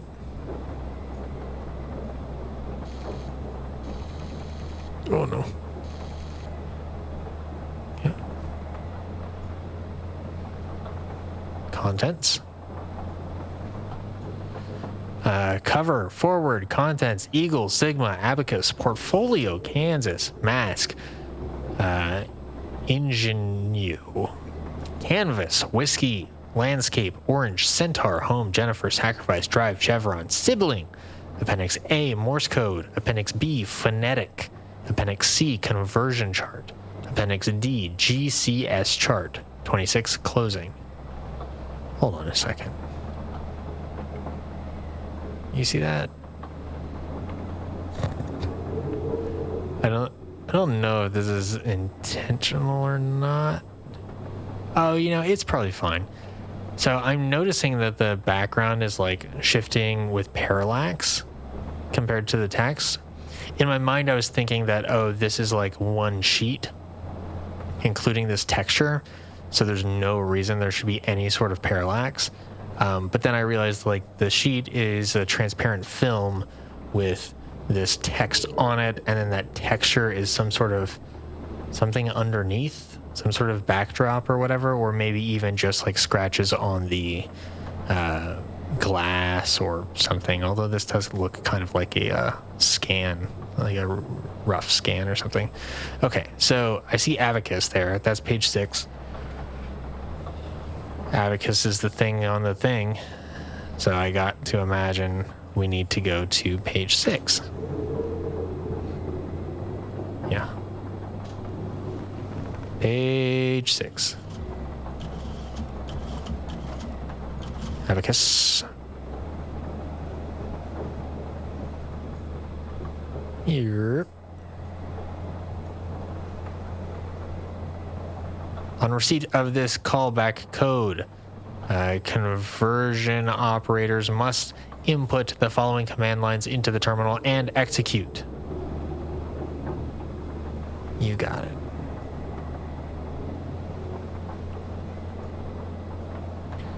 Input terminal code hitting enter at the end of each line. Type execute to run the program. Okay, sys.exe-d-e. Okay, all lowercase.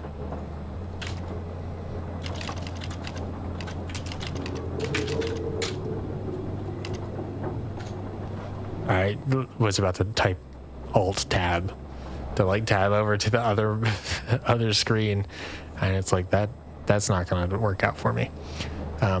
Allocate, comma, space 202-A. Okay.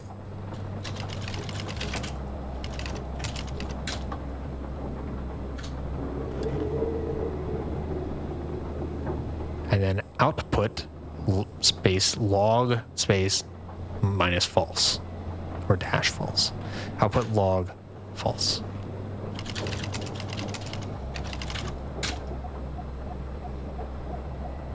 Hell yeah. Look at this posterized animation.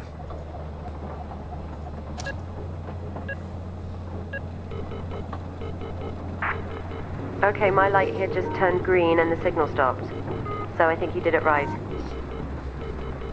Next one coming up in 30 seconds, apparently. Don't leave them hanging too long. I don't know what they're for, but I know we have to make them top priority or I'll get shit. Of course, don't worry, we'll Fair keep play. up a bit. Okay, there it is. Creepy sounding things, aren't they?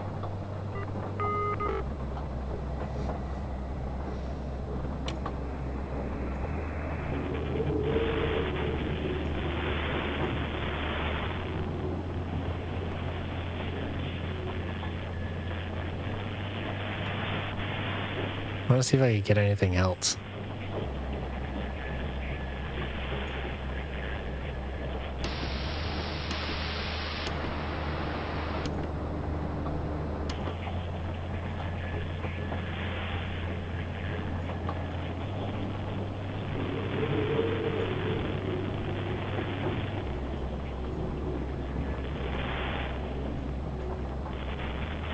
Okay. 3500 kilohertz USB. 26 14 0 1 2 26 14 0 1 2. Got it. Thank you. Chevron.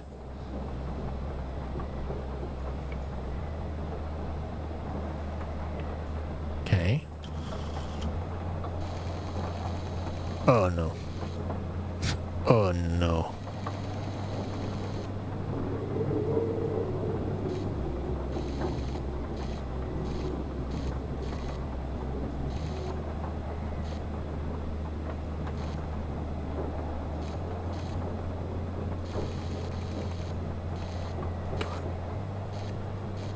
Nice and flat.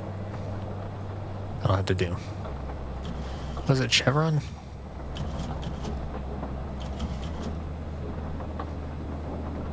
Oh, that's way down the list.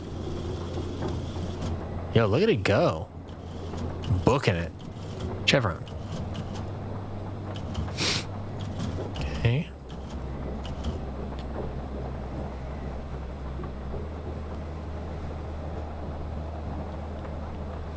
On receipt of this callback code, conversion operators must input the following command lines into the terminal, substituting any dynamic variables, and execute. Okay, variable replacement where x equals second, y equals fifth, and z equals sixth number from broadcast code. Interesting. Okay. Ref.init -w -z. Okay. Is that a capital ref?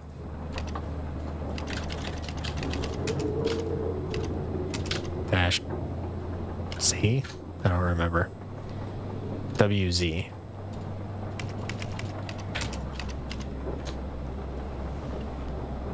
Yeah, okay.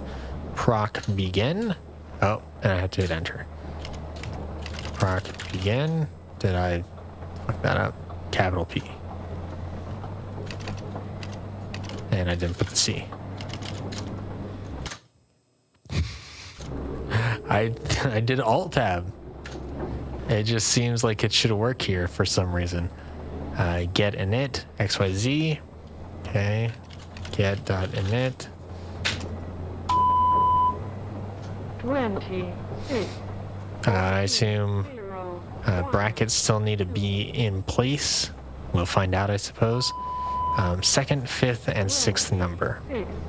14. Second, fifth, 0. sixth. 1. 2. Second, fifth, sixth. 26. So 0. 0. 1. 2. Fifth and sixth. So 26. 26. 14. 0. 1. 2. I think that's right. 26. 14. 0. Damn. 1. 2. Maybe I don't need the brackets. Let me double check. 20. Second, fifth, and sixth. 14. 20, so 0. 1. 2. 26. 14. 0. 1. Yeah, it should be that. So it must not need brackets. Let me double check that I have spelling and capitalization correct. 14. 0. 1. 2. 612? 26. 14. 0. 1. Oh, so it's not like... Okay, I think I see. So it's not like 14. giving me like 1. 2614 is not 5 digits. It is 3 numbers 0. that have a sum total of 5 digits, and it's asking for the numbers and not the digits. Right? 26. 14. 0. 1. 2. And so that gives us 6 numbers with more digits. 6. 14. Okay. 0. Hi, Flair. How you doing? 1. We're playing, what is it? Stories Untold. An interesting little 4-episode 0. sort of anthology indie horror thing. A lot of like text-based adventure that blends into your environment and does some cool stuff. It's pretty neat. Right now we're doing a little bit of light puzzle solving. 14. 0. Okay, 6, 26, 26, 14, 0, 1, 2. 26. All right. 0. 1. 2. No, that's not correct. Let me double check. 2, 5, and 6. 26. 6. 14. 0. 1. 2. I did a horrible job counting. 26. 6, 14. 0. 1. 1, 2. 2. Brackets. Good call. Good call. 6. 14. 0. Thank you, Mooncat. 1. 2. Not well. I mean, maybe brackets, but that didn't work either. 6. 14. 0. 1. 2. 26. 14. You know, let me just type out the whole number, and then we'll pile it down from there. 6. 14. 0. 1. 2. Okay, so that's our whole number. And we can even do this 26. 14. 0. just so I can see 2. how it is separating it out. Right, so 20. we have 14. 0. 6 numbers. We have 8 digits. We need 2, 6. 14. 0. 1. 2. 2. Second. Y is 5th. Z is 6th number from broadcast code. 14. 0. 1. 2. 2, 5, and 6. 20. And it's this one that is an issue. And anything before the variables seems fine. Get.init, capital G, get.init. 6, 14, Everything seems like above board there. 2, Sounds like a number station. It does, yeah.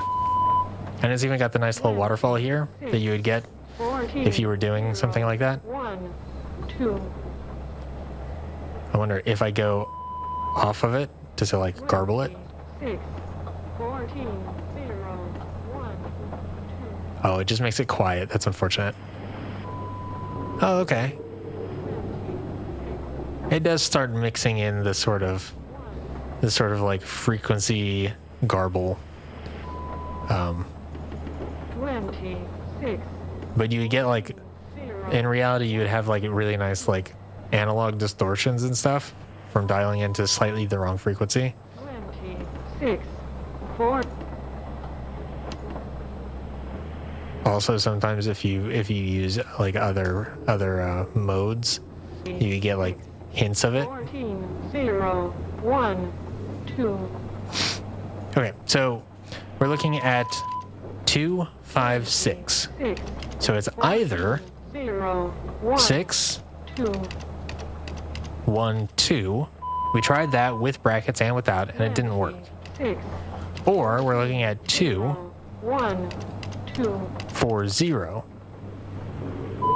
We tried that with brackets and without, and it didn't work. 6, 14, Right? 0, 1, 2, 2, 3, 4, 5, 6. 26, Also 2, 5, 6. 0, I can run through each of them again, both with brackets and without. 26, 14, 0, What would it be 0, 4, 0? 0 would be 2.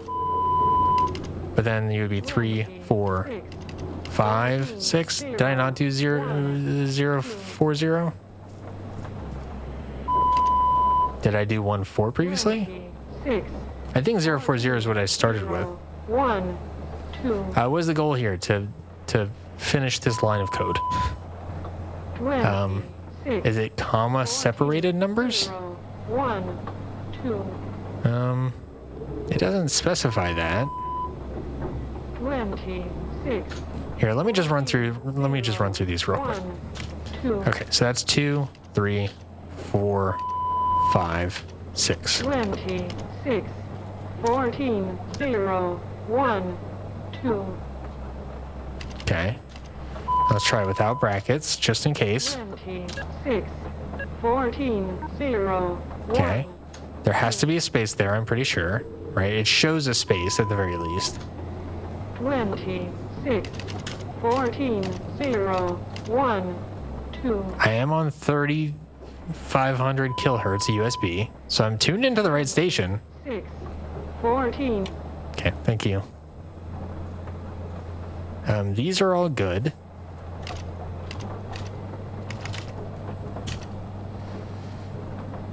And then the other version would be 612, right? 26, 14, 0, 1, 2, So 612 would be the other interpretation of those numbers. We'll try it with brackets. We'll try it without brackets.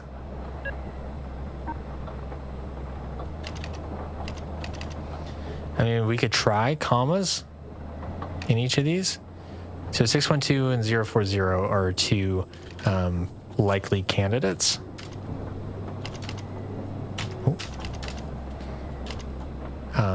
It could be.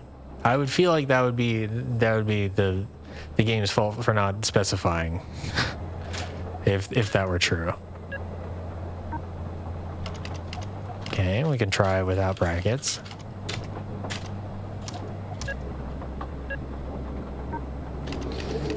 We could also try hyphens, or dashes, I should say. But I feel like that's even less likely.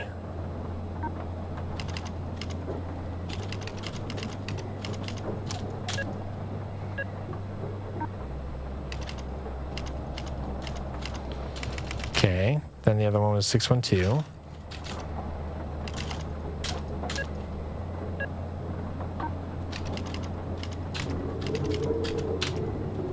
Oh, you know what? I can hit escape in just a second and see if they give me a hint. Because sometimes they will do that.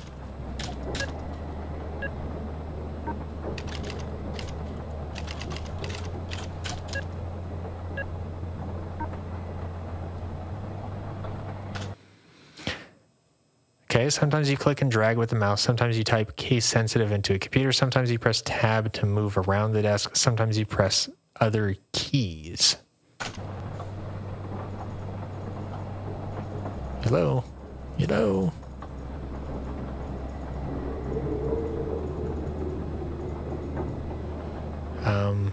I could try 256 of my login, but I can't imagine that would be right. It's from the broadcast code.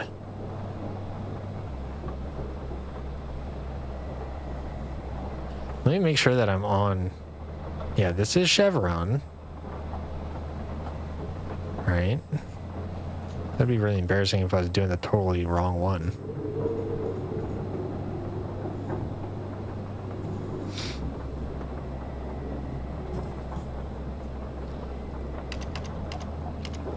I have to admit, this is a little puzzling.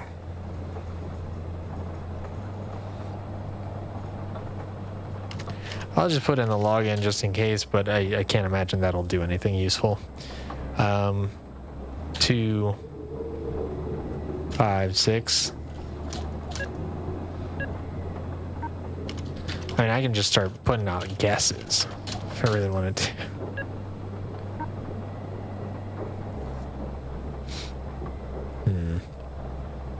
26, 14, 0, 1, 2. 26, 14, 0, 1, 2.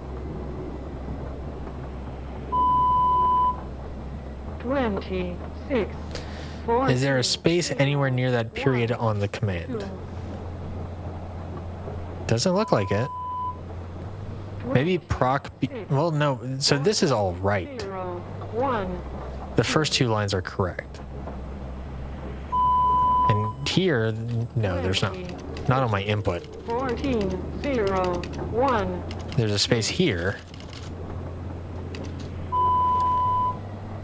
I did shift tab. 6, I like that I did shift tab. Tab is the move button, but to me it's like shift tab is like, oh, tab goes to the right, shift tab goes to the left. 6, 14, 0, 1. Okay, give me a second, Flare, but I might be headed your way then 26, pretty soon. 14, 0, 1, 2. And there's definitely a space here. 6, 14, 100%. 1, 2. I was thinking, oh, maybe you kind of butt them up against each other, but no, that's absolutely a space. 6, 14, 0, 1, 2. 26, 14, 0, 1, 2. I was trying to see if 2, 5, and 6 are in the broadcasted code at all, and if maybe I was like reversing it. But 2 and 6 are, but 5 is not, so that can't be the solution. 26, 14, 0, 1, 2. 26, 14, 0, 1, 2. Substitute any dynamic variables and execute. 26, 14, 0, 1, 2. 26, 14, 0, 1, 2. 26, 14, 0, 1, 2. You can see the answer. 26, 14, 0, 1, 2. 26, 14, 0, 1, 2. All right, give me a hint. Give me a hint. 6, 14, 0, 1, 2. 26, 14, 0, 1, 2. Maybe retype the whole last line. 040 and 612 both feel right. 6, Variable 14, replacement. 0, 1, 2. I've got a series of 6 numbers. 14, 0, 1, 2. 20, Oh, okay. 14, 0, 1. Okay. I feel like that could maybe be worded a little bit better. Now I see what you're saying. Okay. Yeah. So basically I put in the whole series of numbers, and on the second number I replace with X. The fifth number I replace with Y. The sixth number I replace with Z. 26, 14, 0, 1, 2. Oh. Just punching in XYZ? 26, 14, 0, 1, 2. 26, 14, 0, 1, 2. No, I don't think that's right. 26, 14, 0, 1, 2. 26, 14, 0, 1, 2. Variable replacement tells you which numbers correlate to X, Y, and Z. 26, 14, 0, 1, 2. 26, Yeah, so like what I said just a minute ago. 2. So like that. 26, 14, 0, 1, 2. 26, That? 14, 0, 1, 2. Did I fuck this up? 1, 2, 3. I have 7 in here for some reason. 6, 14, 0, 1, 2. 20, It's just numbers? 14, 0, 1. Do I punch in the numbers that are not the second, fifth, and sixth? 26, 14, 0, 1, 2. 20, Or do I have to go back to the... 0, 1, 2. 20, Punch in the second, fifth, and sixth. 14, That's what 0, 1. that's what we have been doing. That's what we have been doing. That was the 040. 0, 1, 2. We tried 612 earlier. 26, 14, 0, 1, 2. 26, 14. Guess what? Without brackets, doesn't work either. 2. 26, 14, 0, 1, 2. Oh, is it int? Thank you. Thank you, thank you, thank you. 26, That's it. 14, 0, 1, 2. It always happens with coding. Just pushing this update to the transmitter now. Getting there There's- of it, huh? There's always one typo that breaks the entire system. 1. What does GCS mean? Yeah, I really don't feel bad about it if literally all of you missed it for the 15 minutes we've been fucking staring at this screen. GCS 3 equals E1 V1 M1. I've not seen it before. Check the microfilm. Might be something in there about it. Listen, let me know when you're done with that one. I haven't heard back from the transport team and I'm starting to worry. Sure thing.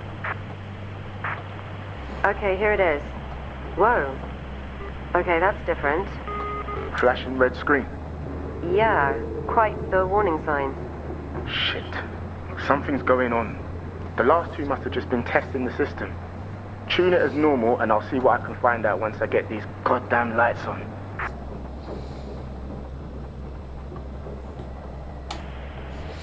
Okay. Back at it.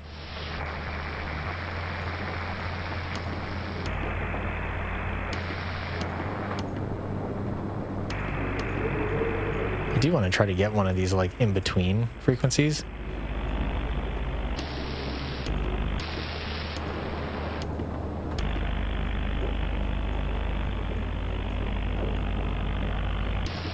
Right, because clearly there's something here in the waterfall.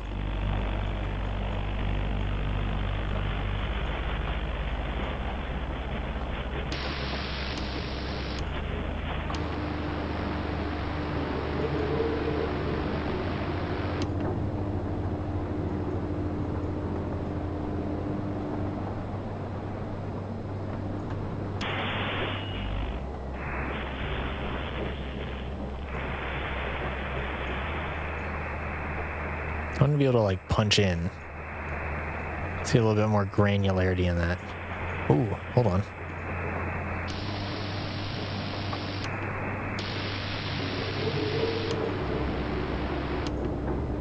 Come on, give me something on the spooky number.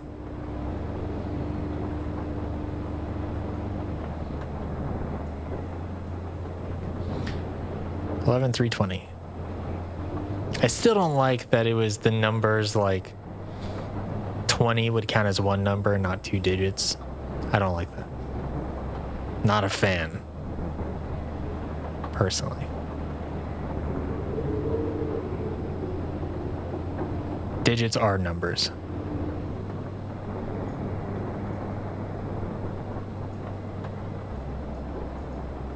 $3:20 in AM.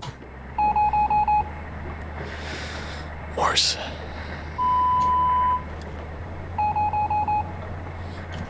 Go to the back of the book.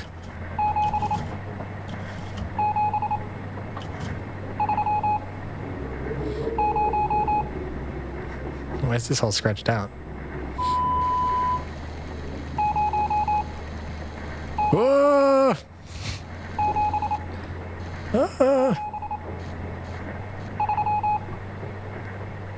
Okay, good thing we just had a Modern Rogue episode. I guess maybe it hasn't gone up yet. But there's a Modern Rogue episode with a little bit of Morse code in it. Maybe it has gone up? I don't know.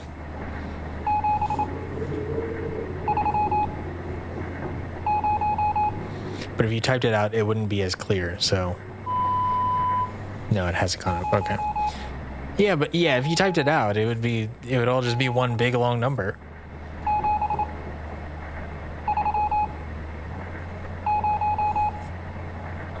Morse code is cool. You just need like space to separate stuff out.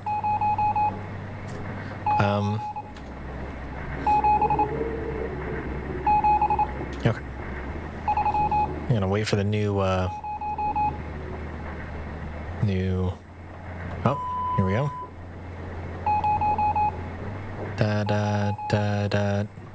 It's 4 dots.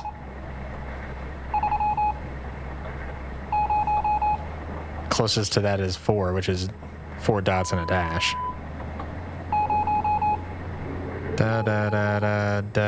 Oh, so it was 5. Okay. So I can start with 5.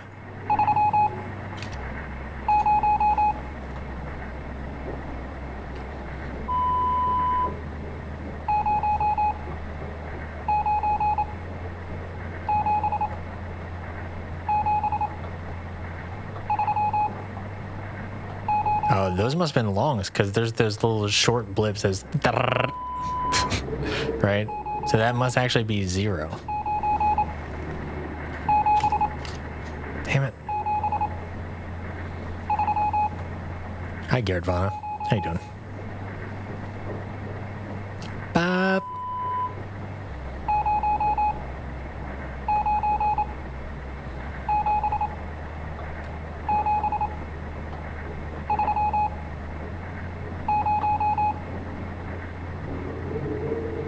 So the second to last one is 4. I feel like it's just descending.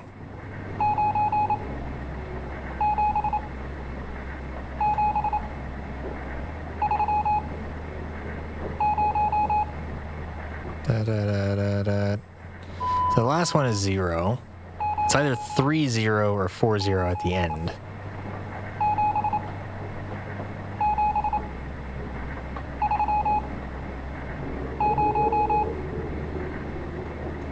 Okay, well, I'm gonna put 4-0 and then work on the in-betweens.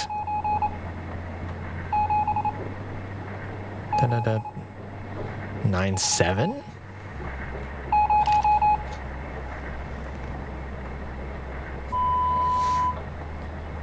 What game is this? This is Stories Untold. It is, yeah, Wandering's got it. Just kind of an episodic, like, small little isolated thing. You interact with computers. There's some text adventure. There's some puzzle solving. Kind of horror themed.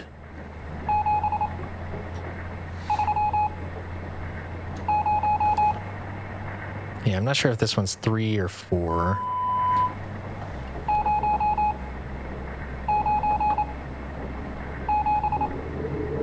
Da-da-da. Da-da-da. 7-7?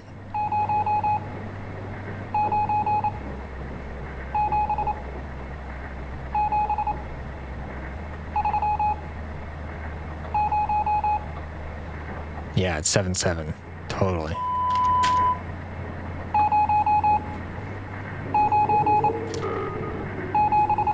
No. Incorrect. 3?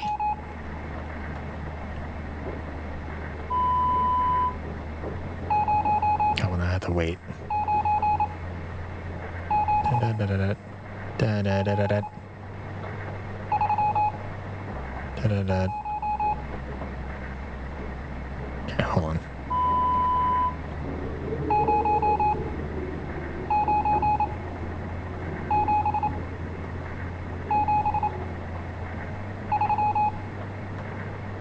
Oh yeah, okay, I could hear the 3 in that.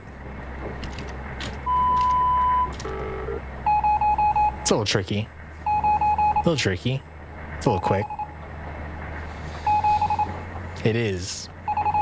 I mean, at least they give you good space in between each character, because that makes it way harder if there's less of a space there.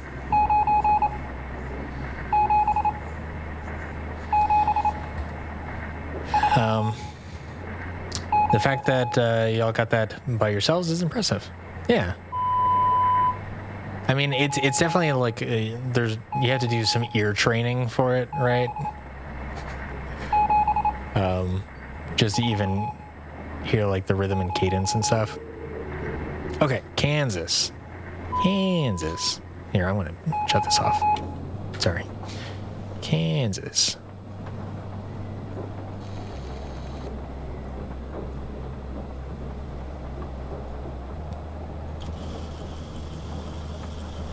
Go back to the intro. Where's Kansas at? 8.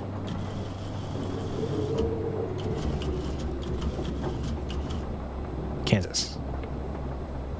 Canvas. Close. Did I go past it? I might have gone past it.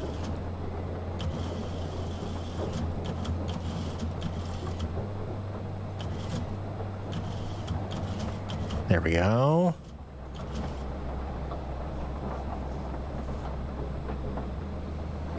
I think most people are not fluent in Morse code these days, to be fair.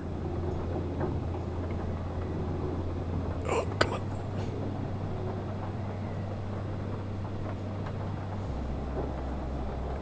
Is that a microfiche thing? Yes, it is. They call it microfilm. But yeah, it's great. Look, I can do this.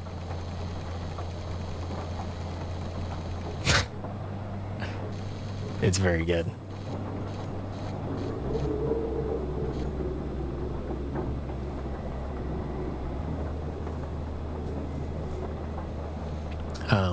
Fez had a very good Morse code bit in it. Mild puzzle spoilers. But that I really liked. That one was a lot easier for me to figure out than this one, actually. I've never seen one in person. I would love to, though. Okay. On receipt of this callback code, conversion operators must input the following command lines into the terminal, substituting any dynamic variables, and execute. We've all been here before. Variable replacement, where x equals largest number from original broadcast and y equals smallest number from original broadcast. Smallest number would be 0. Largest number would be 9. Unless it's using 0 as like a 10. But I'm going to say 0 is smallest because that's sensible. Point.package.exe. Okay.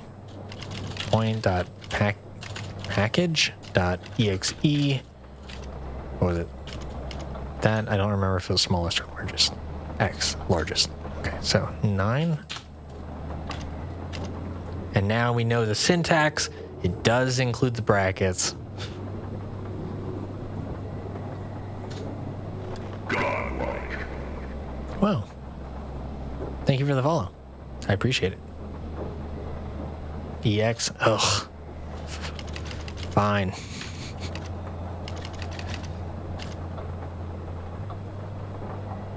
Fine. So when are we getting an Emergent Beacon episode about fire rainbows? What is a fire rainbow? That sounds amazing. Typos will be the death of me. Well, you know. If I don't know what the command is doing, I'm not gonna like dial it in, you know? If I were like, you know, nano, you know, kansas.txt, I know that that would open up kansas.txt and I could like edit it and do whatever. If I wanted to be like cd kansas slash puzzle slash solution.txt, well, I guess actually cd wouldn't open that, but you know, that would open me up into that directory. Like if I know what it does, it's easy to not fuck it up. But if you're just saying here's random characters, yeah, I'm gonna mess it up. Point.package.ex and then y. Okay, so same thing. But small number, and I'm sticking with 9 being the smallest, or 0 being the smallest. Sal-A-4G? 4G. Oh, please. Sal-A. All caps. Sal-A- wait, was there a dash? Or was it just 4G? There was a dash, okay. Okay.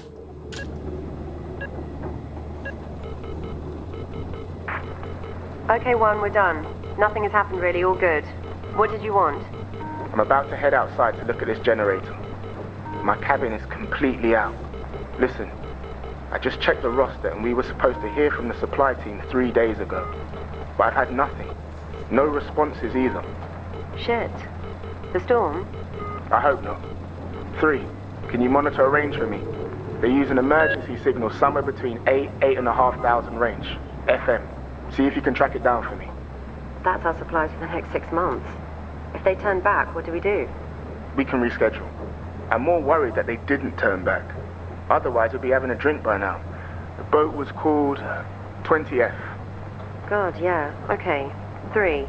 8,500 FM somewhere. See if you can pick up a distress signal or something.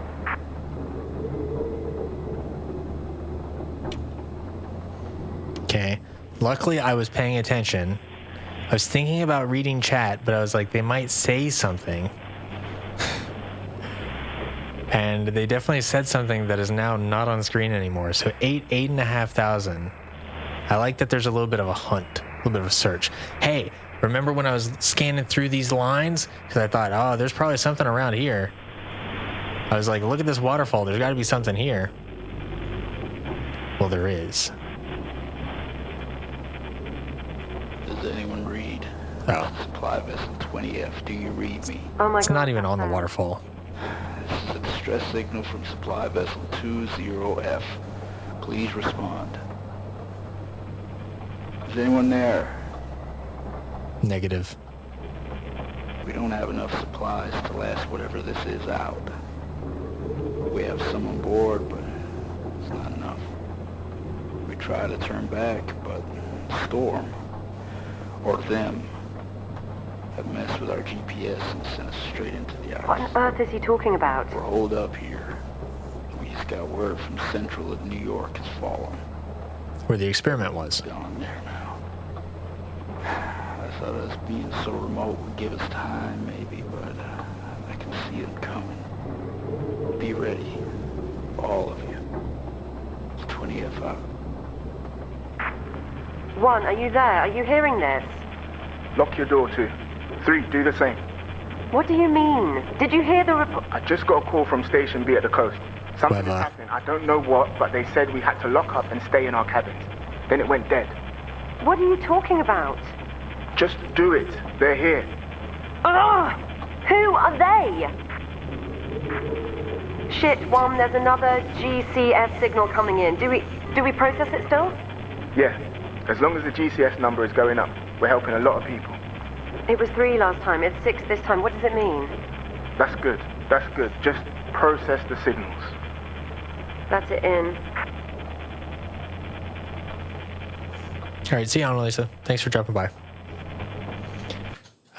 You meant... Okay, hold on 1 second. I wanted to see what you got here. Circumhorizontal arc.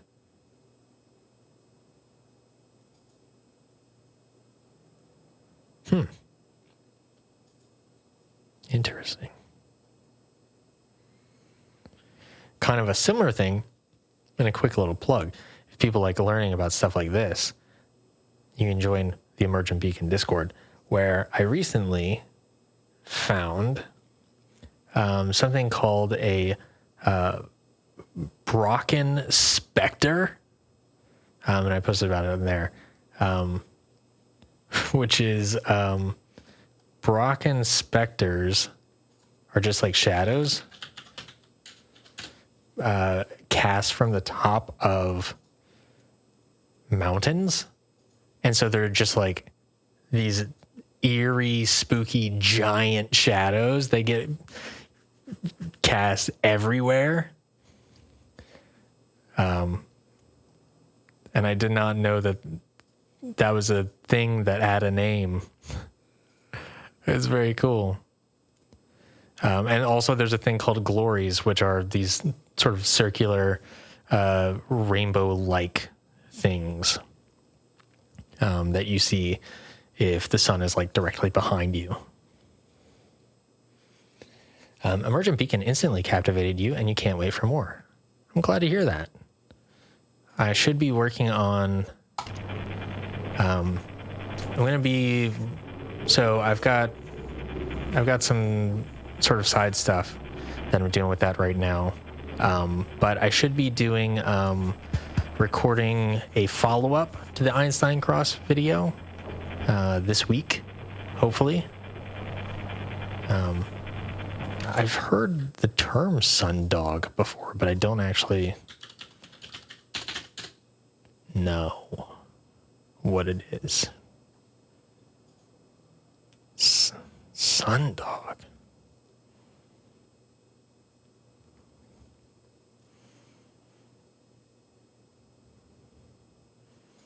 Curious.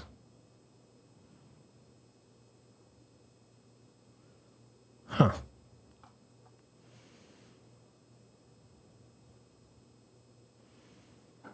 Consists of a bright spot to one or both sides of the sun. Two sundogs often flank the sun with a 22-degree halo.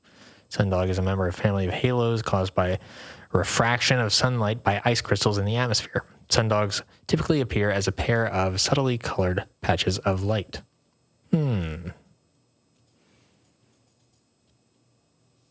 Interesting. There was kind of a similar effect on Astronomy Photo of a Day just a few days ago, where it kind of pillared up. APOD photo like 4 days ago.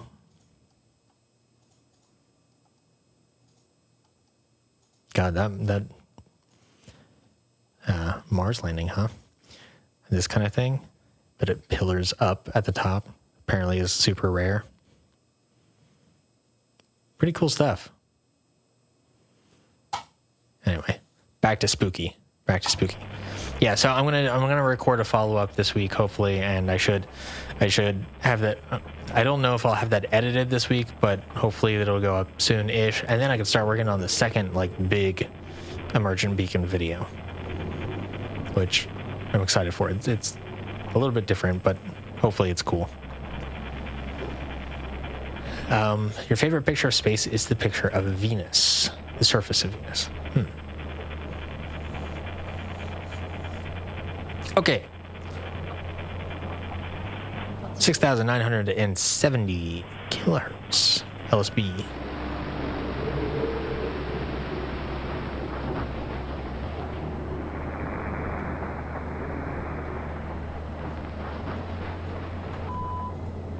Mike, Zulu, Sierra, Hotel, Bravo, Echo,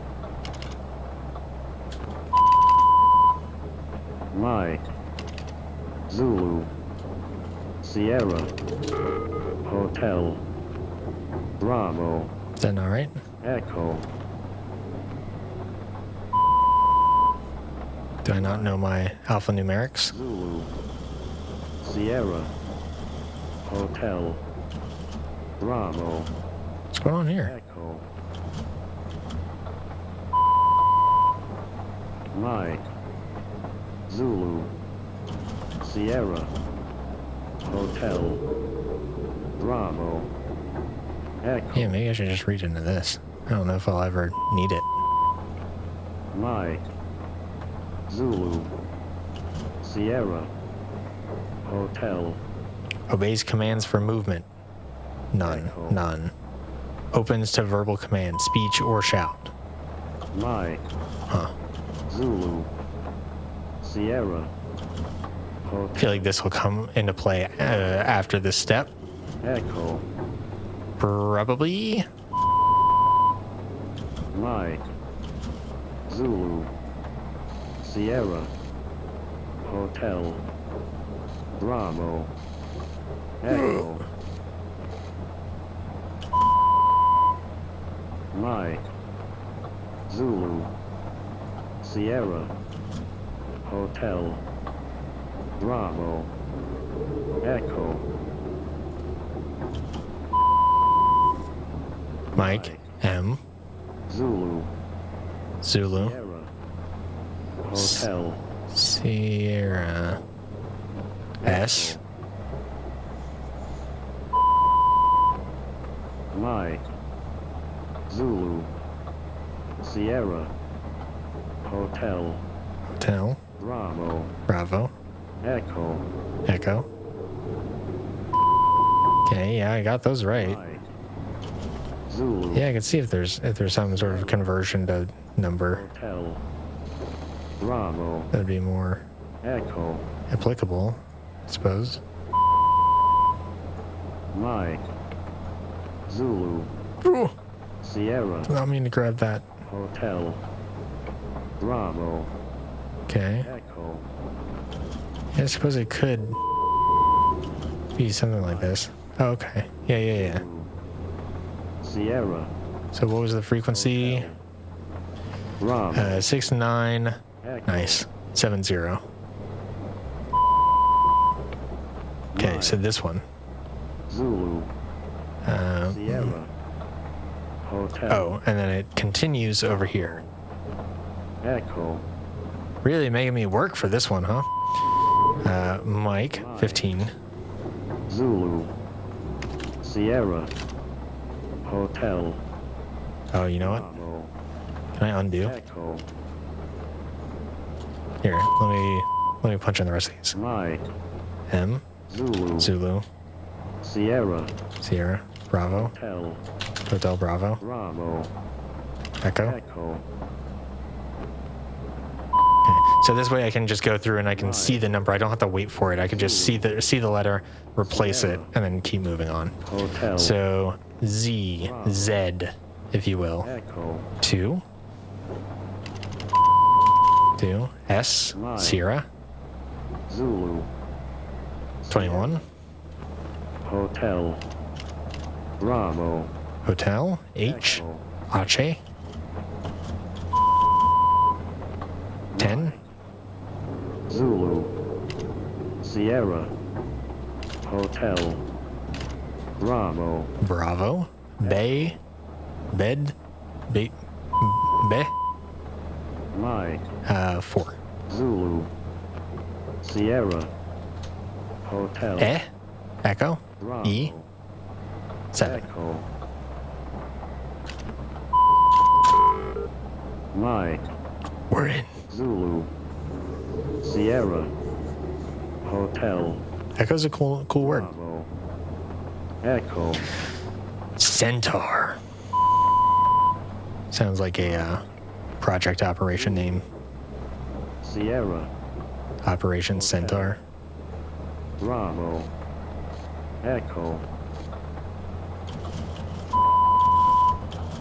Mike, Zulu, Sierra, Hotel, Bravo, There we are. Echo, Mike, Zulu, On receipt of this callback code. Hotel, Yeah. Bravo, Echo, There are no variables.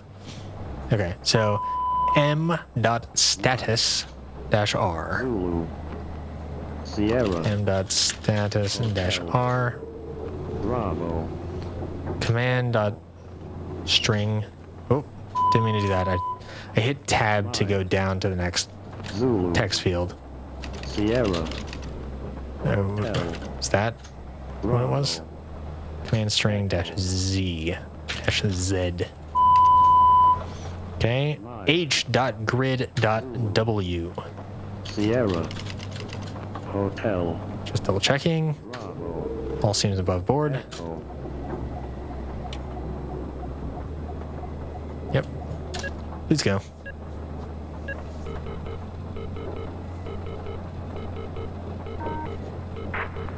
Three. There's something. Oh, I don't know what I'm looking at. Cabling? there we go. 1, I can see something above 3's cabin. One of the power lines down. 1, are you there? Yeah, well.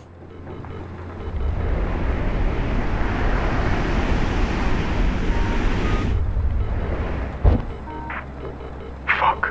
What the hell is that? I can't see you from here, 1. What's going on? It's above me. Shit, it's above me. It's over Station 3 too. They're here. What's here? Jesus, 1, what the fuck is out there? It's fine. It's fine, you'll be fine. Shit. Here's another signal. GCS7 equals E1 V5 M1. 1, what the hell? It's flashing urgent. I'm sure it's fine.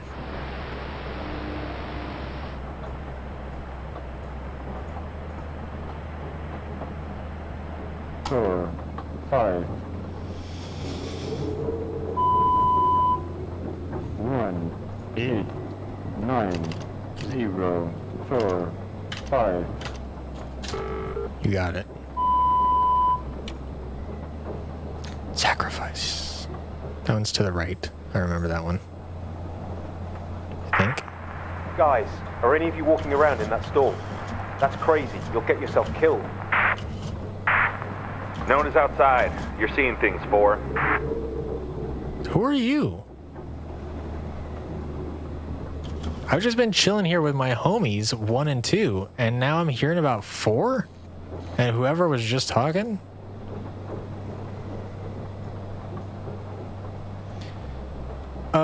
Okay. X, numbers 1, 2, and 3 from the original broadcast represent a longitude. Numbers 4, 5, and 6 from the original broadcast represent a latitude. 3. Number station 3. This is station 4. Do not go outside. Dude, I'm chilling here. Stay inside. Lock up. Do not go out there. Don't sweat it. Just like real life, I'm never going outside.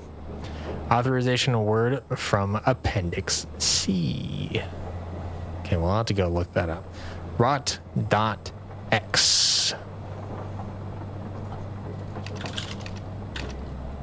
Yeah, I'm just gonna do this, and then I'll go back through and do all the Guys, I'm updates. shutting down Station 5 and getting the fuck out of here. They took 6. Station 6 is fucking gone. Those things just ripped it out of the ground. Because some stuff seems to be happening outside, so I'm just gonna point on 1. You know, I'm just gonna like expedite this a little bit. Okay, so we have X. It's gonna be numbers 1, 2, and 3. And these are numbers, not digits. 9, 0, 4. Gotta wait for it to cycle. 1, 8, 9, 0, 4, 5. Okay. And then Z. 1, 8. Authorization word from Appendix C.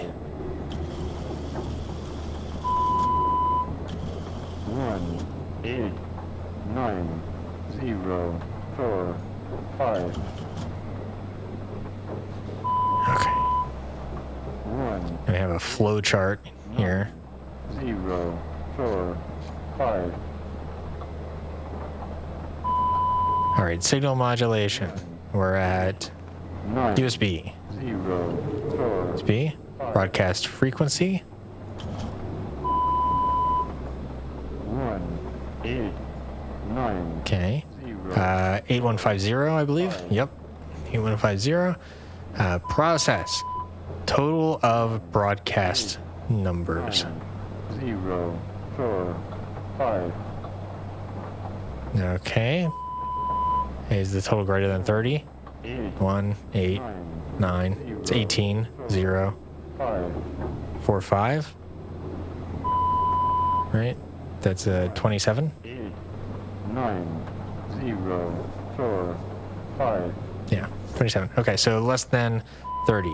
Greater than no. 1, 8, 9, Alexander. 0, 4, Okay. 5. Case sensitive, I'm sure. 1, 8, 9, 0, 4. Mental math.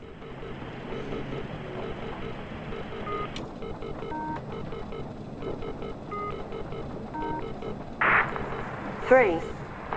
James, the last signal hasn't sent. My terminal is going crazy demanding a response.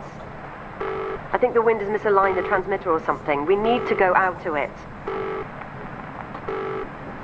Do not. Please, James. I'm sorry, but I can't get out. I'm trapped. Stay there. You'll be able to hear me, though. Go. Go. How about nah? What was that code on the wall? Am I being dragged out? Whee!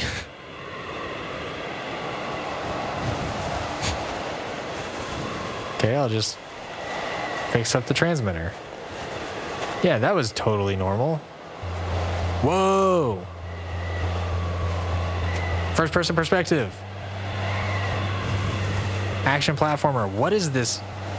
What is this field of view? This is like a field of view of like 150 or something. You know, I feel so zoomed in.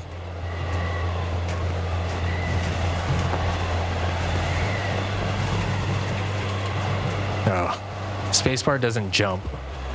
2 out of 10. Ah. Okay, shift doesn't run. Control doesn't run. Or crouch. Alt doesn't run.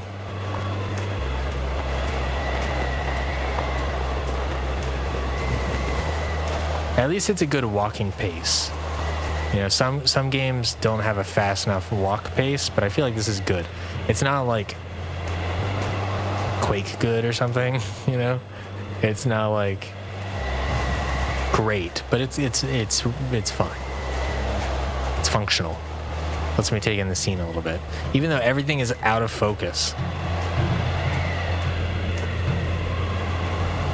I must be nearsighted, and maybe I lost my glasses when I slid along the ground to get outside.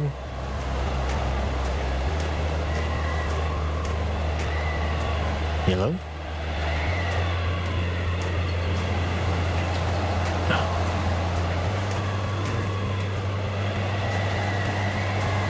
I got this. I want to save the day.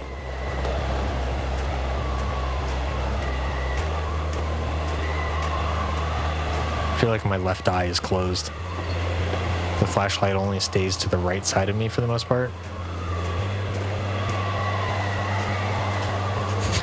I tried to double tap W, thinking maybe it would give me like a little running start. Wow, so this is set in Texas, huh? Wow, okay. Topical.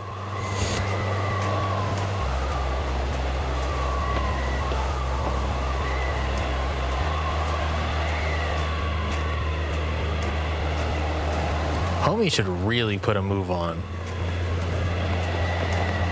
It seems like it's mad cold out here, and he should be hustling.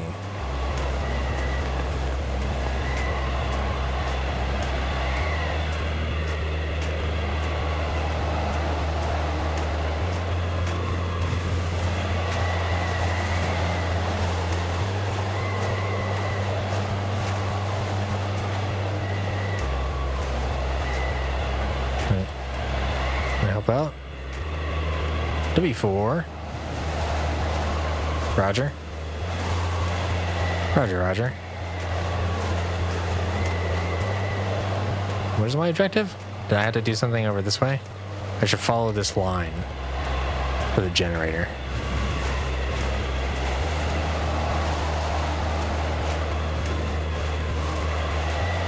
Seems like a game design thing. Oh, yep.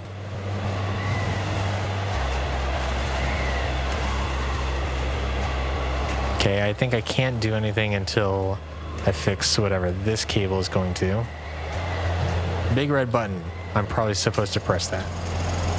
Ugh. Can't get over this little snowbank. Okay, now I can press a button. It turns on the other generator, or the other transmitter, or whatever. Okay, maybe not. Maybe I just go to the other transmitter slash generator slash whatever it is. And maybe there'll be a button on that as well.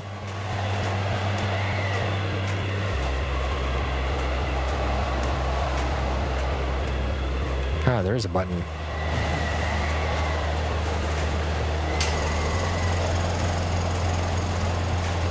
Okay, now I go back to this panel. I probably could have done that first had I seen the button. Now if I go to this panel, I should be able to click something. Mission accomplished. Transmit. Transmit.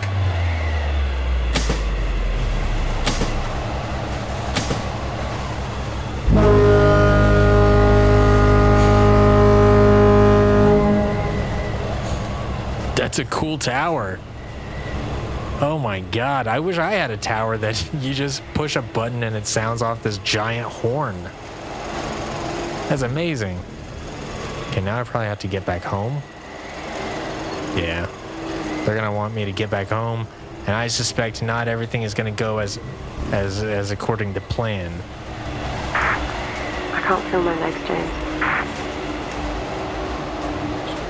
It's not good.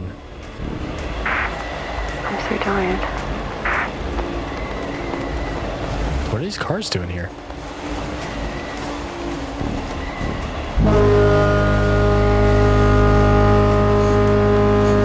It's a good noise. What are you doing?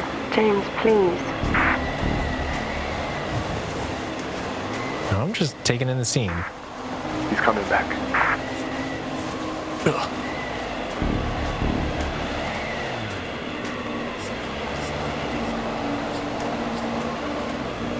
I can hear the whispers.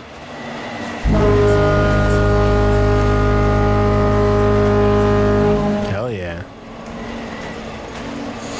Do one of those. Anytime you see a tower, if you do that, they're legally obligated to blow their horn. That's how it works. That's it. He's coming back. Excuse me? Is that like a spaceship? James, everyone is waiting on you. You need to wake up. 22G1. Remember that. That's going to be important.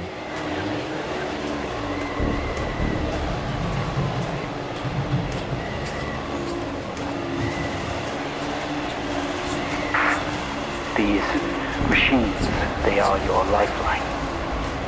Follow them. Please. No doubt.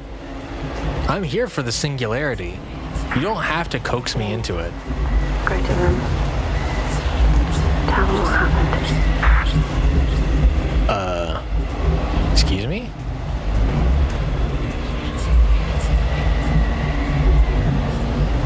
I beg your pardon. Mr. Asian, can you hear me?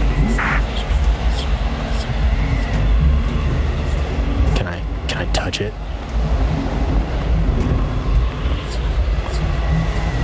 I want to touch it. Oh, there's another one.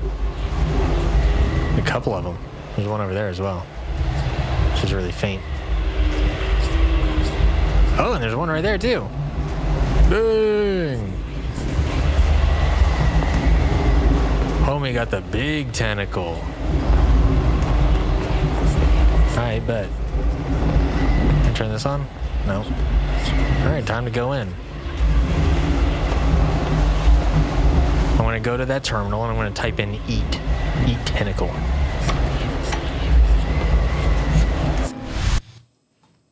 Oh, hey. Welcome back. I'm back in the attic. To be concluded. Was that episode 3? That was. Where's that for?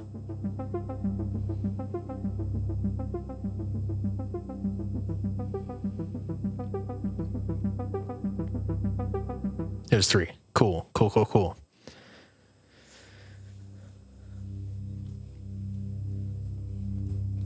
Okay, that was neat. I like that one.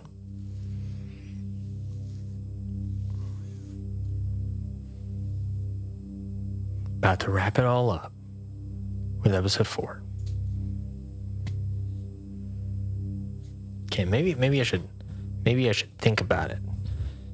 Yeah, so they were saying some wake up stuff. We got okay, so here we have like this sort of collective shared conscious thing. We had this heart. It turned into an orb. It was an artifact thing. I don't really know what that was all about, but they recovered it from some wreckage.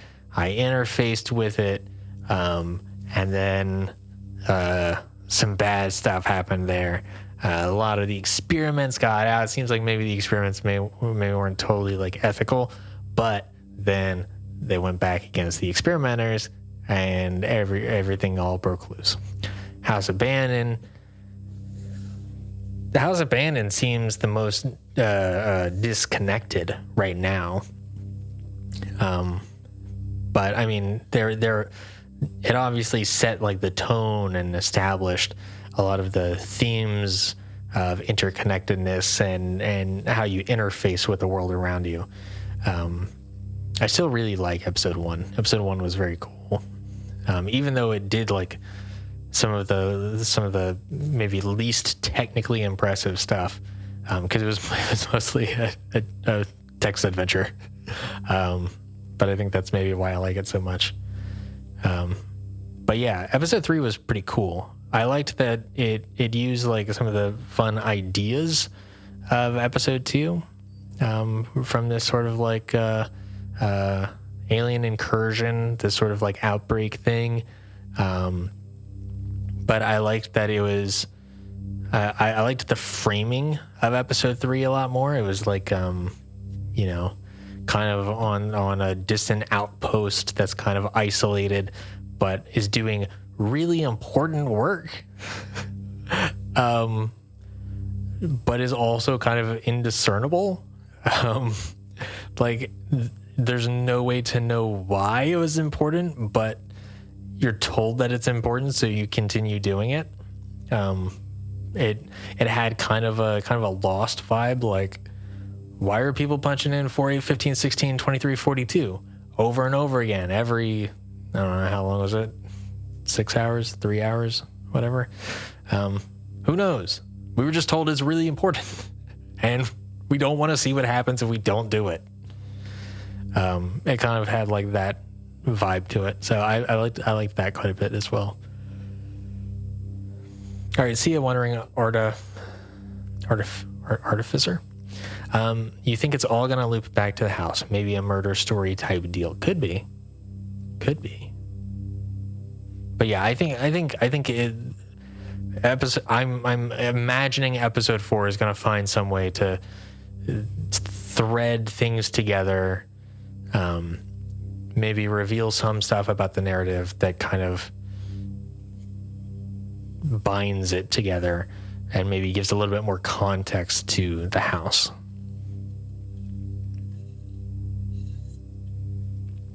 I mean, it could also just be a thing that's kind of similar to Alan Wake in such that Alan Wake is like, that is a world where there is there are places of power and objects of power, and just weird stuff happens with these objects. And so there's kind of a similar thing here. But it might bring it all together. We'll find out on episode 4.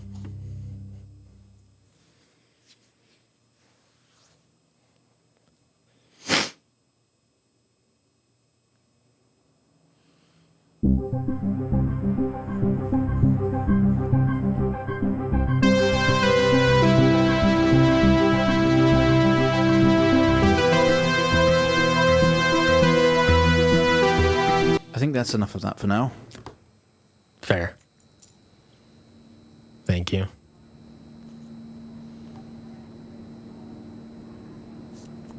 You're quite fond of this show, aren't you? It's cool.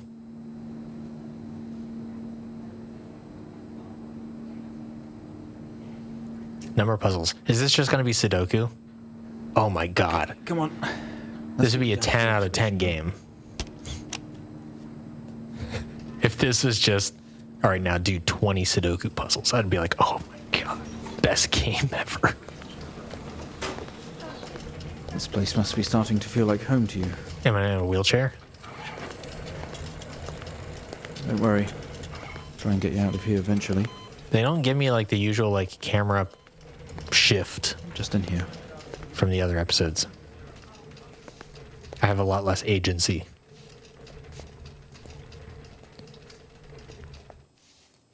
Okay, are we through in the next room? Just relax and we'll get started in a moment.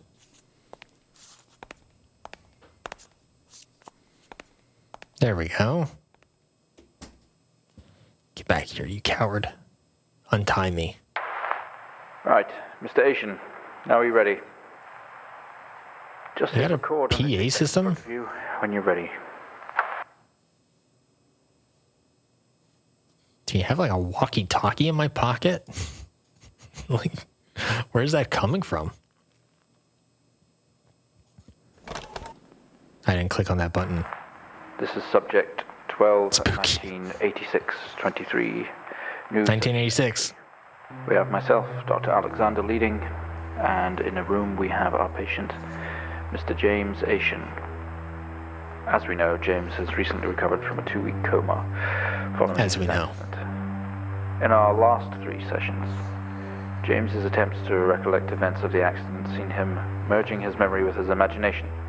These episodes have always ended in panic, and we've had to terminate the session abruptly. I don't buy it. Let's try and do this one better, James. So when you're ready, let's bring this back. I don't buy I it. know how difficult this must be, but you can do this. James, it's time to remember.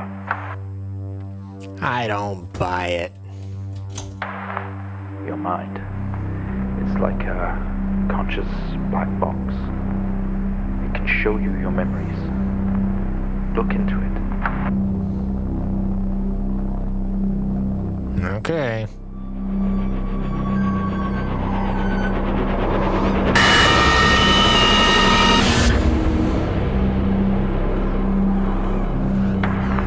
In your most recent episode, you recalled a false memory of a remote weather station. You were isolated from the rest of the world, locked inside your coma.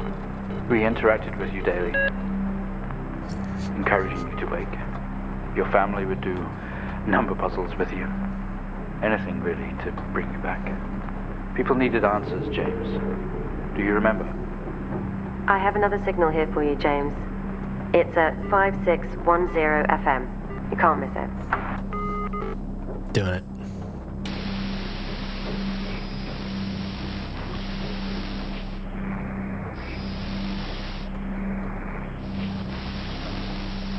I swear, if this is not aliens, I will be none too pleased.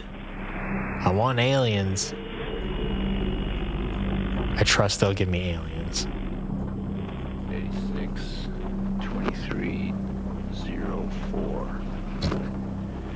Type in the numbers, James. Put a little feeling into it. This is 20F 12 19 86. Did you say 20F? 304.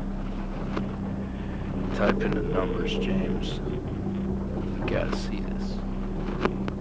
This is 20F 12 19 86 2304. Type in the numbers, James. You got. Report.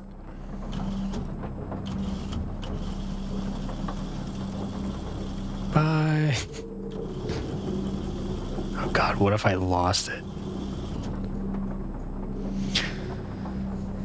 Okay, Wilson Police Department Road Traffic Accident Report File.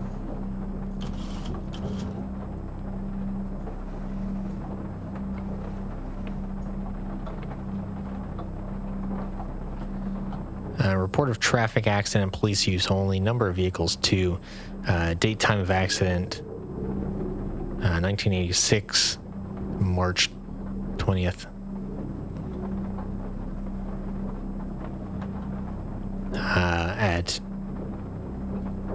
10:05 p.m. Pleasant Hill Forest Road. 20F, 20 female, fatal accident. I'm guessing. Number of injured 1. Oh, is that the when I looked into the orb, I saw a quick flash of a lady. Could have been her, I suppose. License plate number. Injured. Oh, that's me. Okay. City of Olson. Yeah. Station wagon, white. Date of birth 63. And bit of an older fella.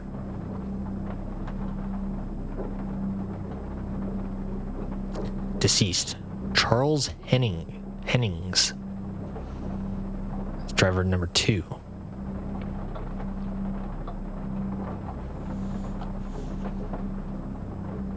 Date of birth. Whoa, 1940. Whoa. It's like somebody's grandparent.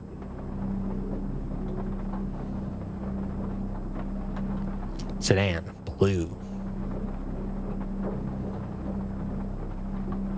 No passengers. I had a passenger. Apparently. A redacted passenger.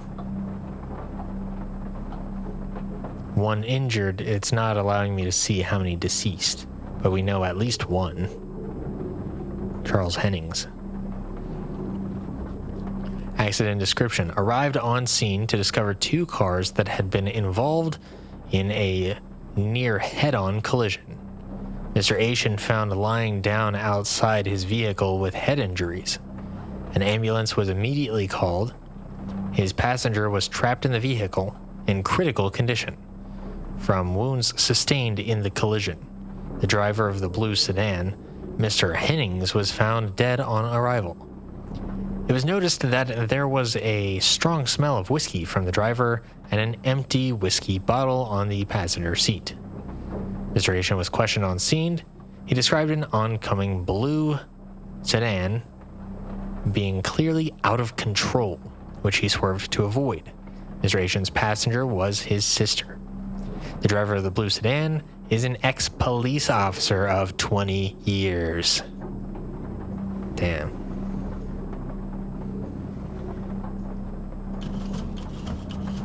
Cops, what are you gonna do?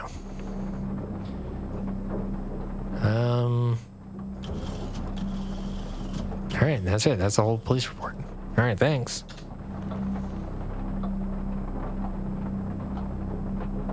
I have to put in lines? Oh, no. 12, 19, 86, 23. It's a puzzle. It's a puzzle. Type in the numbers, James. You gotta see this. This is 20F. This is semi-unrelated to the game, but horror in general doesn't get enough credit. Fair. 86, 20. I agree with you. 04. Type in the numbers, James. You gotta see this. Okay, so it could be something that has 3 lines. 19, 86, 23. Could be 04. Type in the dates. numbers, James. You gotta see this. Right? This is 20. Could be the license plate, 12, I suppose. 19, oh, it could be what's circled. 86, right. Empty whiskey, out of control. That's got to be it. 20F- fatal accident. You gotta see this. This is 20F. 12, 19, 86, 23, 04. Okay. Type in the number. Empty whiskey. You gotta see this.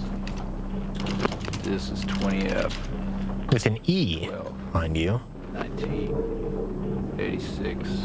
Which means 04. something.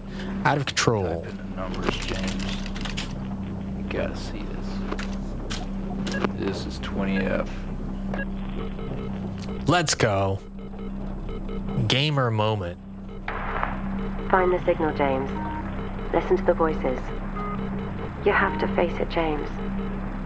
Finally.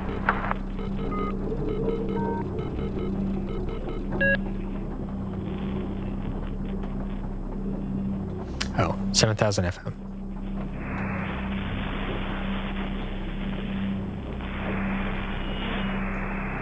It's not like him. At all. I've worked with Officer Hennings for 6 years and not once have we even talked about alcohol. Drunk driving. He was a father, a husband. He was fine. No way he caused this. It's him. This Haitian guy. He's got something to hide. Is this just Half-Life now? That'd be great. Give me a crowbar and I just cut it down on these grates. I like this little minimal 1 pixel crosshair sort of situation going on here.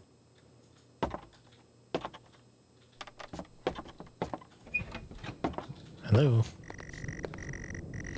You step out into the hospital ward, only it seems abandoned. Your vision is improving? Is that what it said?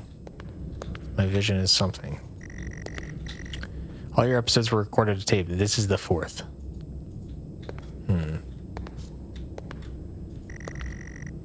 Sometimes they make you watch your past sessions to see what really happened.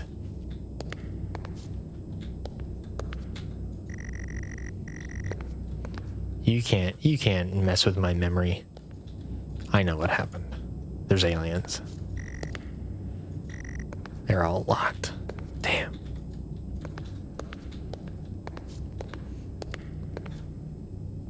Time to quit. Help us here. Under stress, keep a healthy mind. This looks like a poster for Ape Out. Got that kind of design ethos.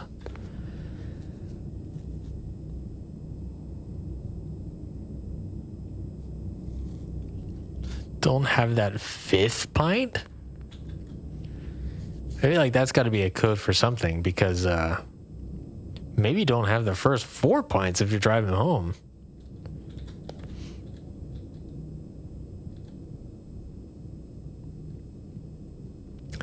After a traumatic accident, both your body and mind need time to heal. It's not just the victims that need help, it's the careers and parents.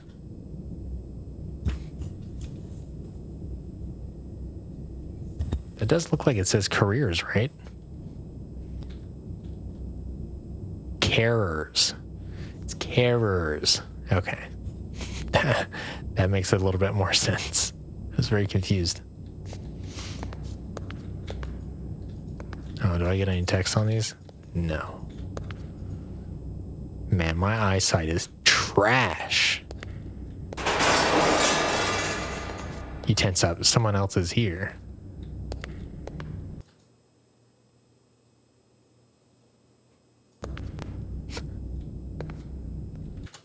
Oh, also, I didn't have the actual game capture on. Also, somehow I clicked out of the game. Okay, can I go through there? Hello? Yo! Is this the start to Metal Gear Solid 5? Am I gonna find Snake in here? And then a big giant whale on fire is gonna come out? That'd be pretty cool.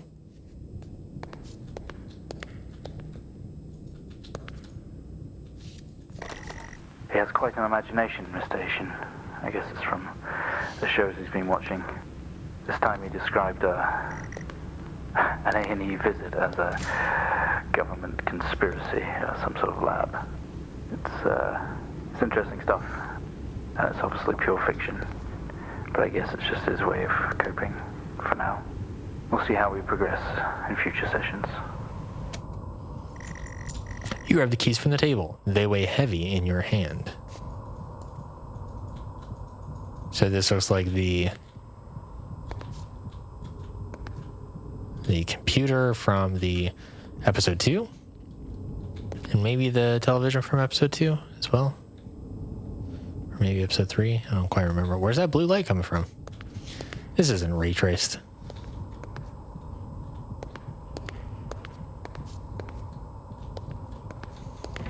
Come through. Pardon me. Nice.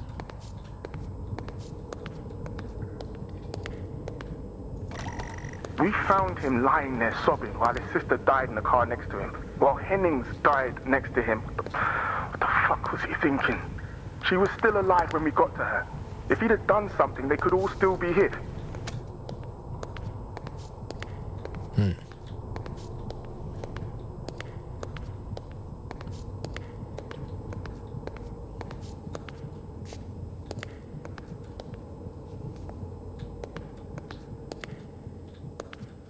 Yeah, let's try this one first.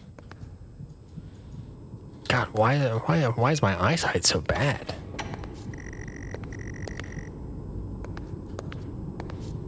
You guess it. That text goes a little fast.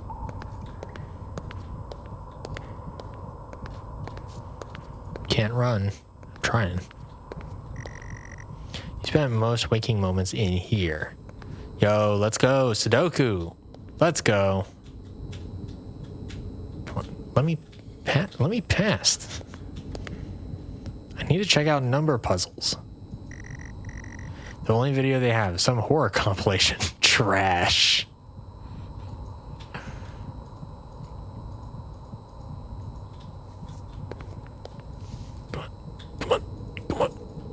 Turn on. Why is there static on this television? This turned off television. There's like a static texture. I don't think that's what TVs like that looked like when they're turned off. I mean, admittedly, didn't have many TVs like that. But I don't think that's right. Another door you never opened. You don't know what was in there. Like the kitchen door. The utility closet in the kitchen, which I never found the key for. Coming through. Waiting area is dark, but you feel a presence right behind you.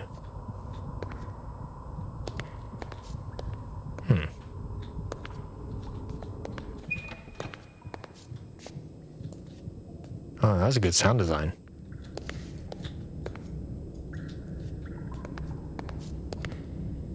Is that me slipping on something? There's something blocking my way here. I don't know what it is. Okay. Someone breathes on your neck standing over you. Well, that looks like the way to go. So, I can go over here. Locked.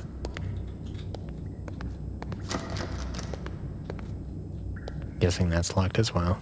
Try these doors.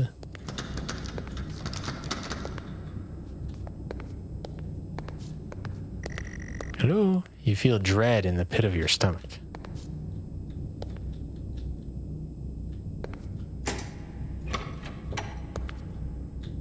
Ugh.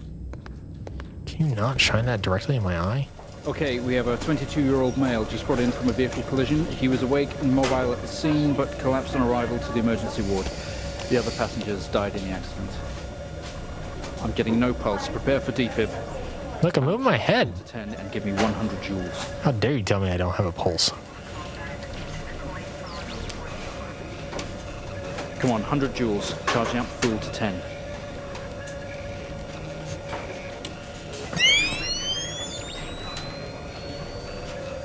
Come on. Why do I have to save myself?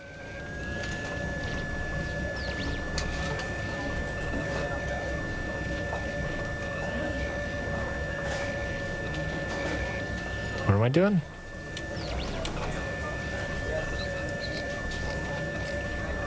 Oh, turn on the camera. Clear. No reaction from first stage. Let's try higher. What do you mean? Joules. Keep the amp charged at 10. What do you mean no reaction? I charged your equipment. You bastard. Joules.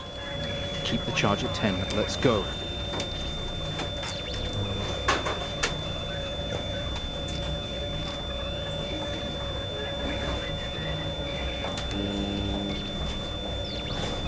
Fucking zap myself with x-rays. Clear. Okay, we have a reaction of some sort here, a weak signal. Let's keep going. Increase again. 360, charge full. You got it, Doc. Come on, 360, hurry. Clear. Well, would you look at that? It seems we have a pulse. Rhythm is stable. Would you look at that? Run an X-ray right away.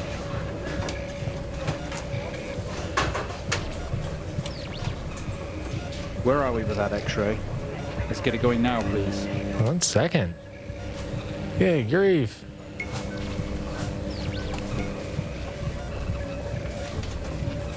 Looks like an intracerebral hemorrhage. We need to drain this now to relieve pressure. Prepare for trepanation. Switch on a drill, please. You got it. Is there anything else that's on? The drill, please. There we go. Mr. Asian, you've made excellent progress. You're doing great. Stay calm and try to relax while we go through these next steps. We're going to attempt to alleviate some of this discomfort. Rather you didn't. How did blood get on that camera way up there? Big splatter zone.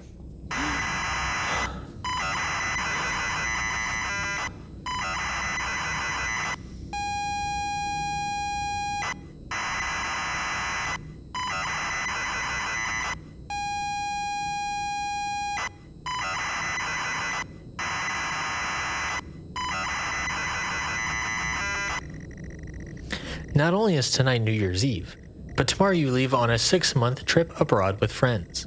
Mom, Dad, and your sister Jennifer have decided to throw a party to celebrate it all. The house is full. You're in the living room, and as usual, you don't recognize a soul. The room is full of chatty strangers, mostly friends of Mom and Dad. There's a door to the hall. Good door. Open door. Go hall. You push through the crowd into the hallway. The hallway is as welcoming as ever. Only this time, the folks have put a great big banner up across the main wall. Half-finished drinks are abandoned on almost every horizontal surface. Stairs lead up, although the party is firmly downstairs. Ugh, I hate parties. Look around. Same as ever. Stairs, door to the living room, and a door to the kitchen. Go kitchen. They say all the best parties are in the kitchen. Hell yeah. Kitchen is full of people and loud. There are drinks and food on the table, and the party is in full swing. Dad has cooked a hog roast, which sits proudly on the table, although no one is eating it.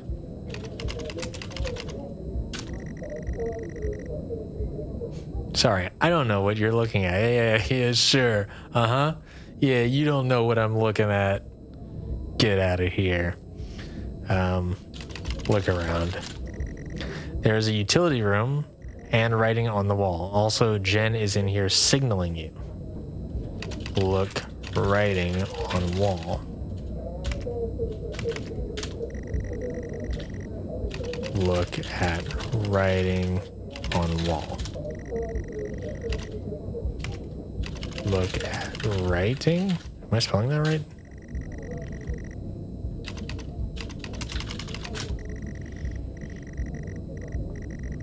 Oh, look at wall is what I should do.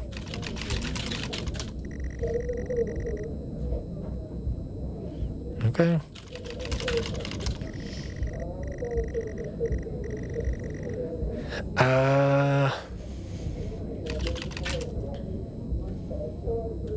Hog roast.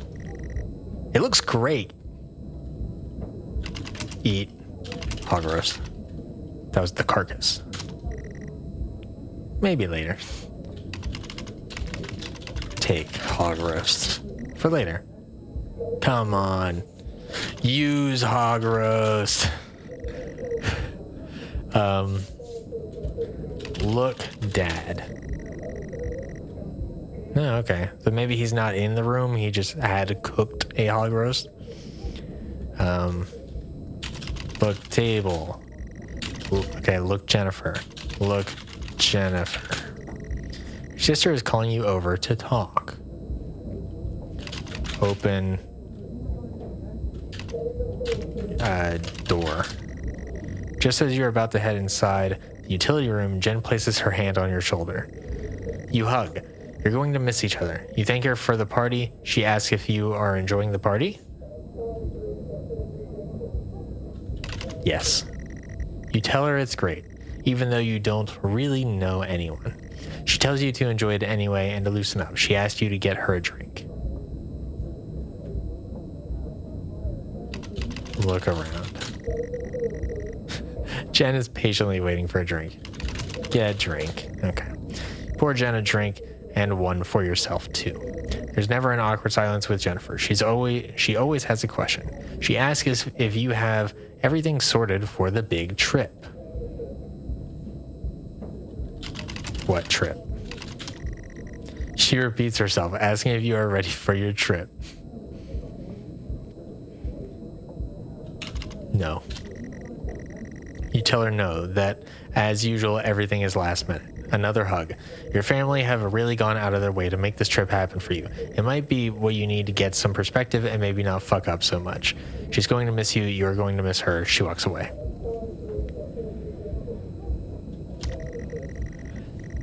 Jen has disappeared into the crowd. You're left standing, nodding and smiling at the approving faces. There is so much to do for this move. Can't mess it up.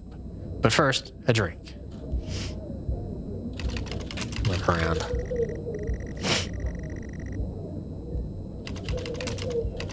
Good wall. Take drink. You pouring down another drink. Anything to move the night along. Hi, Panna. How you doing? Open the door. You open the door and peer in. You're never allowed in here normally. This is where Dad keeps his fine wines and whiskeys. Ceiling to floor racks. A collector, although he does actually drink them too. There is a bottle with a ribbon around it and a card. Look at bottle. It's a gift from Dad, I think. There's a card next to it. Read card. You pick up the whiskey and the card. It's your dad's handwriting. Son, we're so proud of you and everything you've achieved. You've earned this. It's a bottle of 25-year-old double malt. You shouldn't really, but you have to try it. With your whiskey in hand, you take in the room about you. With your whiskey in hand, you take in the room around about you.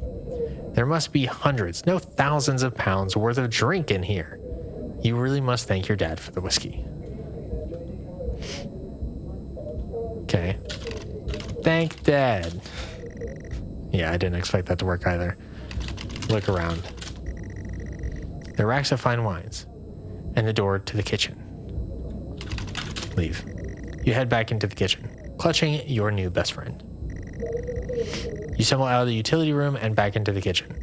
That is one strong whiskey. You take another swig and give a thumbs up to Dad across the room. He nods and winks. Okay. Look around.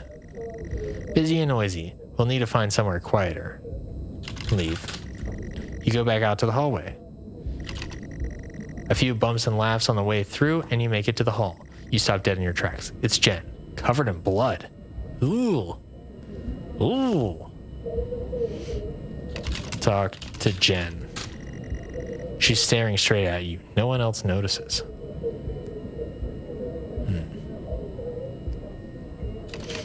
Look, Jen. Blood is dripping down her face. It's mixing with tears. Grab Jen. I'm sorry, I don't understand.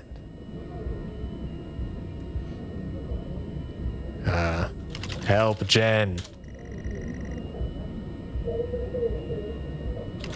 Leave.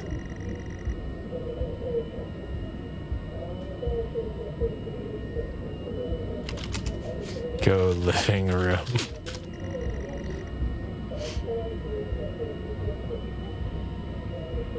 Oh, Jen, spooky girl. She must have been who I saw. Exit. Exit. Sorry, I don't understand. We tried our best, Mrs. Asian, but her injuries were too severe. No, I don't understand. I was just talking to her. I'm afraid Jennifer passed away before we could get to her in surgery. We did the best we could. I am so sorry. Where is she? Let me see her. Please. So she must have been the passenger? I don't want to take her. Oh, right, yeah. The report told me that. Now. I'll arrange for you to see her. In the meantime, James is in recovery. He's stable for now. I don't want to see him.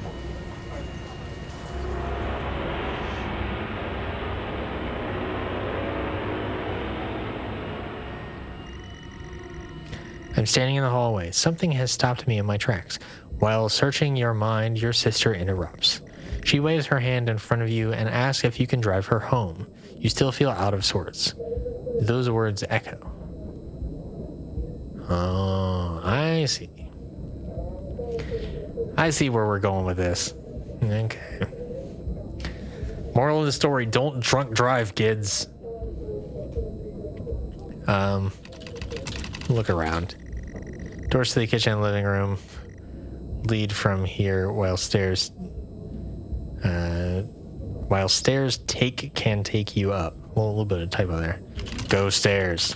Leave Jen. Don't talk to Jen. You'd love to call it a night, but Jen is waiting patiently. Leave. You need to tell me which room you want to go to. Go kitchen. Bye.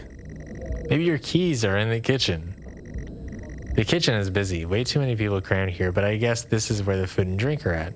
Guests are like a set of vultures picking at the roast on the kitchen counter. Your dad is locking up the utility room.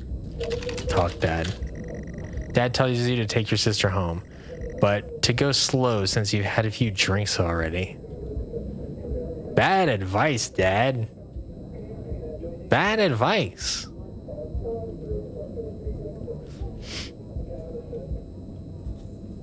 Go slow. Bad advice. I know it's 1986, but call up an Uber. Call a taxi. Do whatever people did in 1986 that wasn't drunk driving. Hi, Dylan. Not a fan of where this is going. Look around. It's difficult to move around in here between all the people in the kitchen table. I look like I have Disney villain facial hair right now. Great, that's what I'm going for. I'm going for the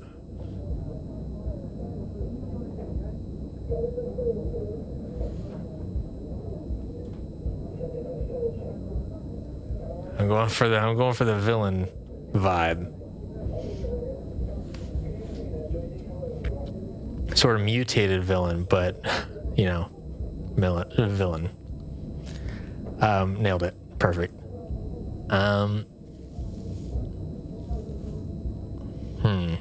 Okay, it's difficult to move around in here between all the people in the kitchen table. It's gonna want me to leave, and it's gonna want me to talk to Jen, and it's gonna force me to drive her home, and then I'm gonna kill her, and then I'm gonna kill whoever else was driving, or actually, I guess I would be killing myself, and then Mr. Asian would survive, who's the person who I ran into, or whatever. Not liking where this is going. I like the alien stuff better.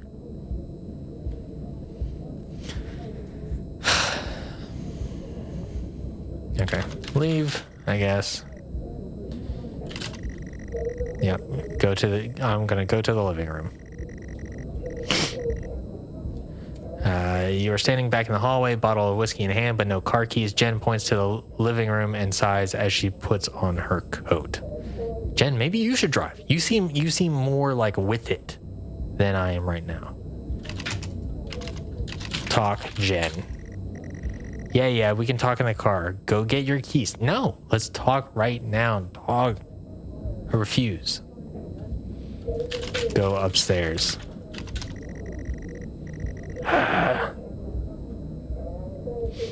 Go to sleep. Okay, go living room. I'm sure my car keys are in the living room. The living room has a much more relaxed atmosphere compared to the kitchen. Various guests are sat on the chairs having civilized conversations. There's a coffee table in the middle of the room. Your mom is pouring a drink at the drinks cabinet. Well, don't go get a drink there. Look around. A coffee table, a drinks cabinet. One of the chairs is overflowing with jackets and coats. Take coffee. Look table. Drinks on coasters like proper civilized people. You can't see your car keys. Look, Mum. She's totally in her element here. She always loved being the host. Look. Jacket. What was it? Look around and then look jacket, because I think it was jackets. Yeah. Look chair.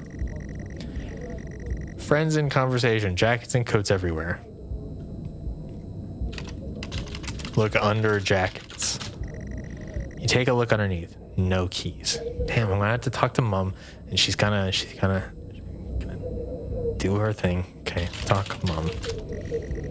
Tears immediately start to appear in her eyes. My son, off to America. I don't know what accent she has. She gives you a hug. Oh, probably an English accent. Because a lot of the other voice actors have like English accents. And obviously they're using mum here. All right, see you, Flair. Thanks for sticking around. She gives you a hug. Okay, well. Look around. Look cabinet. Your mom's collection of wines and spirits. Definitely no keys in here. Well, that's good. Nice. Yeah. We've got some science talk on that Discord for sure. See you around. I will enjoy it. Hopefully I'll finish it soon. One of the chairs is overflowing with jackets and coats. Look in coat pockets.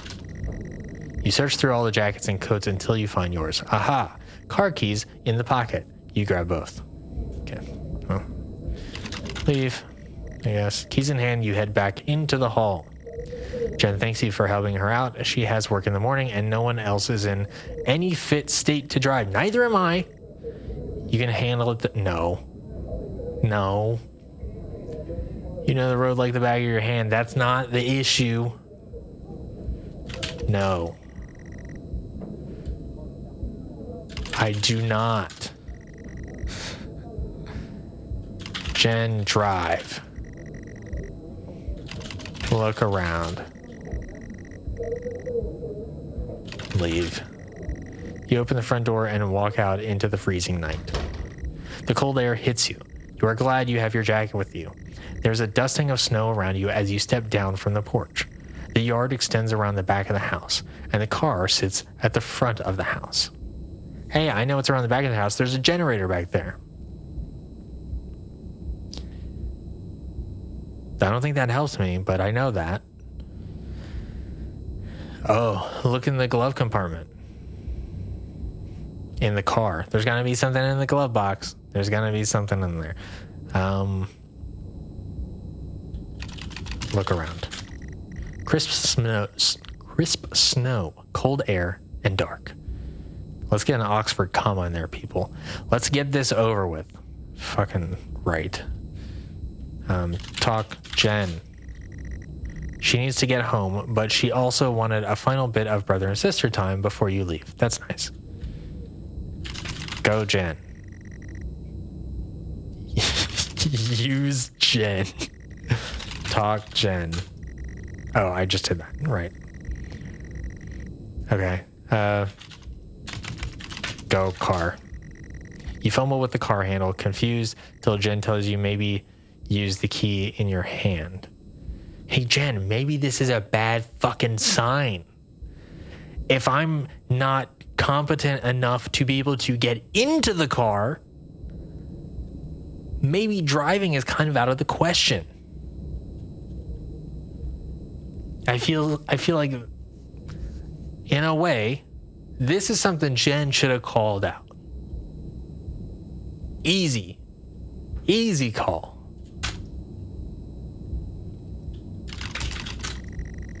Fumbling with the car keys, you eventually get the door open and climb inside. The car is freezing. As you fumble around with your seatbelt, your sister opens up the car glove box and hands you a note and a key that was inside. She tells you that it's for when you return. Look note. The note is from your dad and reads, "Hi, son. Hope you enjoy your break. You'll need to fire up the generator around back to get power and lights on. Also, found something in the attic for you. It's in your room. Enjoy." So same note as the beginning of the game.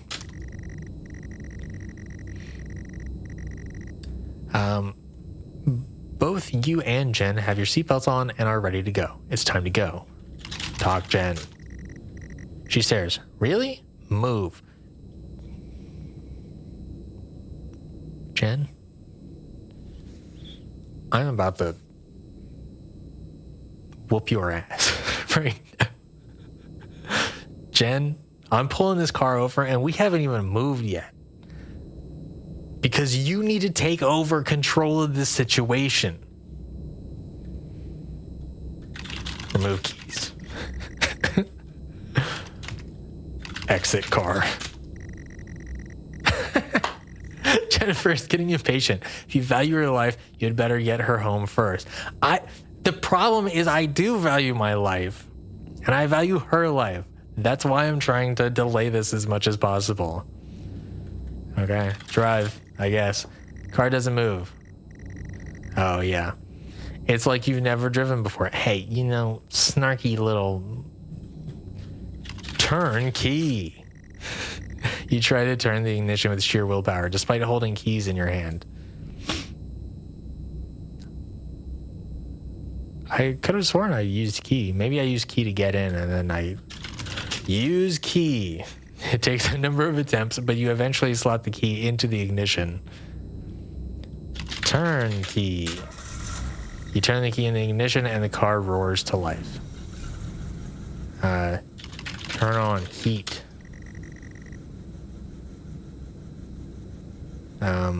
Use heater. Use heat. Guys, come on. You said the car is freezing. The car is now on. I would want to warm up. Look around. The usual. Steering wheel, handbrake, ignition. Are they gonna make... Okay, this game would totally redeem itself if I had to type in timed commands to drive us home. If it does that, totally worth it. Because that would totally explain like the really shitty driving that got them into the accident. And I feel like that would be worth it. Okay, so it's on.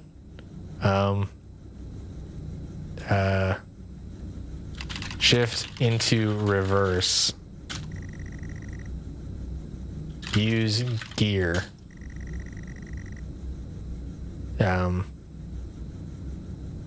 I guess drive, right? The car squeals but stays stationary. Jen suggests releasing the brake, giving you a wide-eyed stare. Is this a manual? Jen, this fucking red flags. Red flags, Jen. Your impatient ass. Red flags.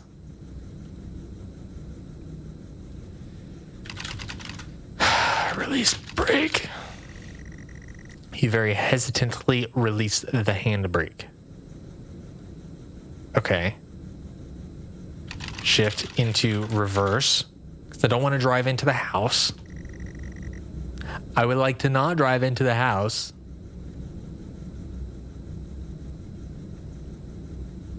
Let foot off brake.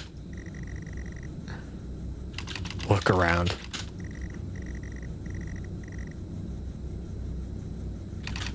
Drive. Okay. Pull out the driveway like a first-time driver. I am driving very drunk on the road towards the town where your sister stays. Jen started dozing off as soon as the journey got going. This shouldn't take long. You come to a junction. Is it left or right? You can't remember. It's left. Go left. You don't want to, but you had better ask Jen for directions. Talk, Jen. She grunts and throws her arm to the left. It's left. Of course it's left. What did I say? You act like I've never driven before. I know it's left. Something that most people don't realize is every turn is left. And even if it's right, you go left 3 times and it's left. Okay, go left. Turn the car left at the junction and accelerate off. Confident that you are on the right road now, you loosen up and put your foot down on the accelerator. You feel powerful as the engine roars at your command. Jen sits up in her chair and clutches your arm. She asks you to slow down. Pull over. Even if it's right, It's the only option left after going left. Fair. Absolutely. The hell you mean you don't understand? I said pull up, remove key. While we're driving down the road, use handbrake. That's not what really happened though, is it? Pull over. That's really funny. Jen is hitting your arm and yelling at you. Crazy sister. Strange. There's a set of headlights coming directly at you, but really slow, like slow motion. Use handbrake. I'm gonna keep using it. You try to react, but your body isn't responding. There's nothing you can do to stop this. There's no way to control it. The lights merge with your car. The outside joins the inside. The whole... Pull over. I punched in that command. The whole world around you begins to scream. You all saw it. I said pull over, and I used every tool at my disposal. Wasn't it, James? The moment you lost it all. This is not my fault, despite what it made me say earlier. Your parents. Yourself. And then you made it worse. Go on. Show us what you did. You wake up in the car. Your world is upside down. Your seatbelt struggles against gravity, trying to hold you in your seat. An impact into another car has torn a hole into the chassis. Poisonous fumes spill into your car from the engines. You're in grave danger. You have to get out of here. Now, please tell me the alien is real.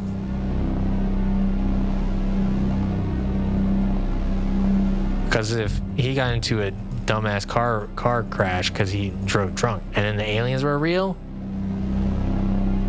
all right, now we're talking. By the way, when is that VFX breakdown planned to go out? Within the next day or two. It's already recorded. It's already edited. It's already uploaded. I already have a thumbnail. I'm just working on closed captions, and I'm like a quarter of the way through, maybe a third of the way through on closed captions on that. So once I get through the rest of that, then it'll just go up. So it'll definitely be this week. And then I need to start shooting my follow-up video for the Cosmic Mirage, because that's the next thing on the list of stuff to do. And hopefully that'll be this week. I think I should have enough time to do it. So I don't know if it'll get edited and published this week, but it'll definitely be recorded this week. But I think the VFX breakdown has 7 VFX shots? 6? Something like that. Okay. You are in grave danger. You have to get out of here. Look around. The car is broken beyond repair. The windows are smashed and there is wreckage all around. You're both wearing your seatbelts. Use seatbelt. You release yourself from the seat. Gravity takes over as you slump onto the roof of the car. Look around. Always look around. Okay. Well, I'm not wearing my seatbelt now. Leave. Wait, no. Use Jen's seatbelt. You have already taken off your seatbelt. It saved your life. That's fucked up. That's fucked up. Talk Jen. She's drifting in and out of consciousness. She's very weak. Help Jen. You can't do anything for her right now. You need to help yourself now. Come on, homie. Come on. I know it wants me to leave. You squeeze through the wreckage and fall on your knees. Oh no, it went too fast. Every breath brings pain to your chest. Your head is throbbing. A blue car has smashed into the passenger side of your car. Your life cannot be ruined by this. You're standing, holding your whiskey and your dad's note, and flashing lights are approaching at a distance. Maybe this is supposed to be symbolic of like headlights, right? Like an oncoming like bright blue headlight. Honestly, like low key, like killing somebody in a car crash is pretty high among my fears. of just like immediately destroying somebody else's life and my life and being imprisoned for it for vehicular manslaughter. It's up there on my list of fears, and it freaks me the fuck out. Every once in a while I'll have a nightmare where I have like a real fucked up car crash situation. It really, really bothers me. Like, the idea of doing tremendous damage and being able to walk away from it really fucks me up. I really do not like it. I used to have a lot of like, what are they called? Intrusive thoughts. I used to have intrusive thoughts about like driving into oncoming traffic, kind of like this, but not drunk. Just like driving down the road and then being like, oh, it only takes like 5 degrees of turning my steering wheel to just veer into oncoming traffic and totally die. What the fuck happened? And just totally, you know, kill myself and other people. This is wild. The lighting's all doing weird stuff now. Yeah. I used to think about that stuff a lot.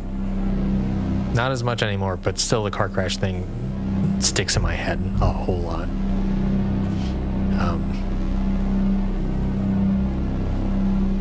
Okay. You are standing holding your whiskey, and your dad's note and flashing lights are approaching at a distance. Look at note. The note, always changing, now reads, "Get through this, James. I don't care if you want to or not." Note does always change.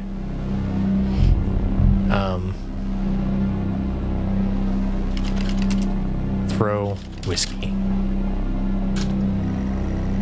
You can't just toss this away without thinking. They will find it, and they will come to you. Look around. He totally fled, didn't he? A crash site. Smoke billows from the crashed cars to the sky above. Exterior lights flicking on and off.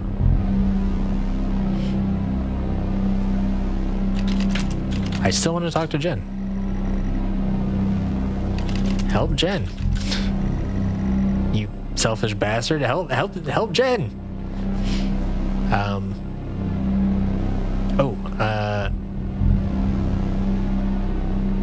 Look, blue car. The hazard lights are blinking and fumes are rising from the engine. Through the smashed windows, you can see the motionless driver. Go, blue car. The door is jammed. You don't have time for messing around like this, James. Put whiskey in blue car. With the lights approaching closer, you begin to hear the shrill of their sirens. You simply cannot go to jail for this. You clean the bottle to remove your connection with the whiskey. You then very deliberately spill the remainder of the bottle's contents onto the driver, and you toss the incriminating evidence onto his passenger seat. It's fucked up, dog. It's fucked up. A circle of flashing lights surround you, illuminating the car crash site in the darkness. Behind them, an army of people, all staring. One figure steps out, a silhouette, and walks toward you. Look around. The red and blue flashing lights are causing the pain in your head to be all the more severe. Go to figure. As you approach the man, the pulsing lights around you get dimmer and dimmer while the pain in your head increases. You fall to the ground at his feet. I know you're tearing yourself apart over it, but no matter what you keep telling yourself, you have to listen to me. That accident, that poor man, me. You have to remember. It was all your fault. Dog, I tried to get out of it so much. It's not my fault. I know what you did. How you left me there to protect yourself. Planting evidence on some poor man. Well, that was my bad. Burst into that officer and you wrecked all of our lives. And then you couldn't even take responsibility. You did the right thing for you and no one else. Save yourself. Only it was wrong, wasn't it? Look at you now. Utterly consumed by it. Say it, James. Hold on, I gotta play Sudoku. So. No! No, I try to be responsible. Tell them. All of you are the irresponsible ones. Listen. You're all complicit.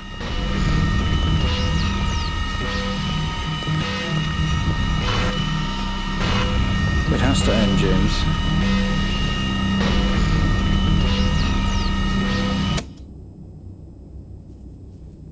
You're all complicit. I did the right thing. Well, I think we've made progress today, Mr. Asian. I guess we should tell the police what you've told us. Although I don't suspect they'll take you anywhere. I think you'll be with us for quite some time. Come on, let's get you back to your shows. I'll see you tomorrow.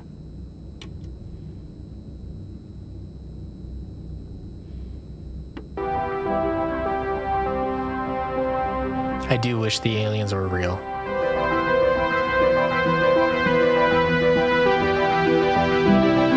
But this was kind of cool.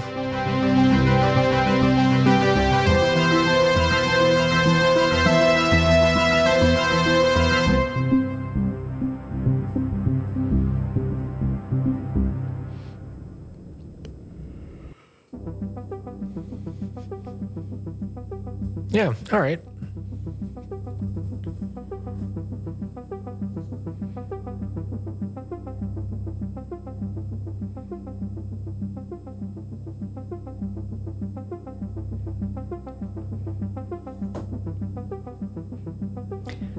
Yeah, that was neat. Yeah, it did. I feel like it did a good job for what it was going for. But there's definitely there's always a piece of me that wants the fantasy to be the reality and the pulling back down to a grounded resolution to be the misdirect.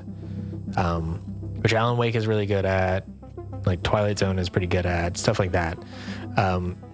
Whereas here it was the opposite, which is there's all this fantasy, which is the misdirect, and then pulling you back down to grounded reality is the resolution.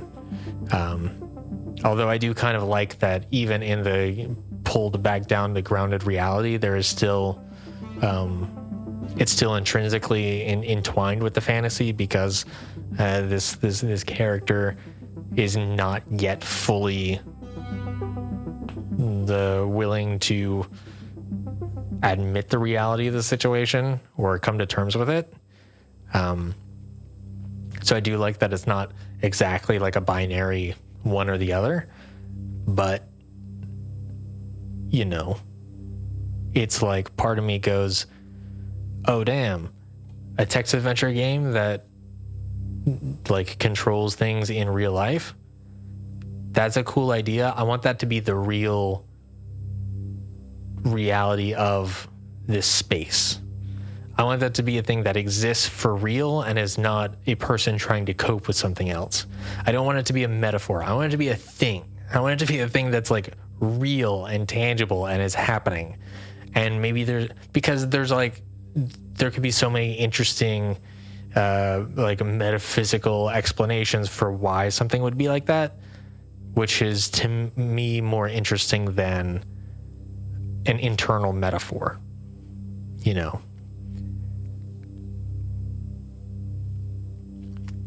But I liked it overall. I thought it was well put together. I think a couple of the puzzles were like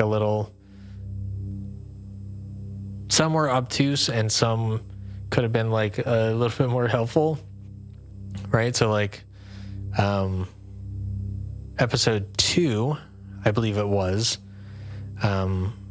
where towards the end of it there was like the flashing images sort of puzzle, and I didn't realize for a long time like how you were supposed to solve that. And to its credit, when you press escape and it gives you a couple hints, the first hint like made a light go off in my head, and I was like, oh, of course, yes. I should know how to do this, but didn't come to me. Although episode 3, the one letter typo was super frustrating.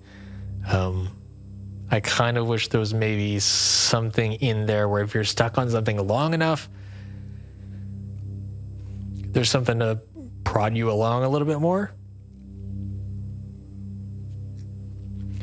But, you know, outside of that, I did enjoy it. I enjoyed each episode. 1 and 3 especially. 1 and 3 I both really, really liked. 2 had some elements that I thought were really cool, and I enjoyed some of those elements. And then 4, it's like it did tie them all together, and it gave a resolution, for sure. Maybe it wasn't like in the infinite ways in which this story could be resolved, or any given story can be resolved. It is probably not my favorite, but I think it is fine. and maybe even good for the story that they were trying to tell, right? So good game. Good game.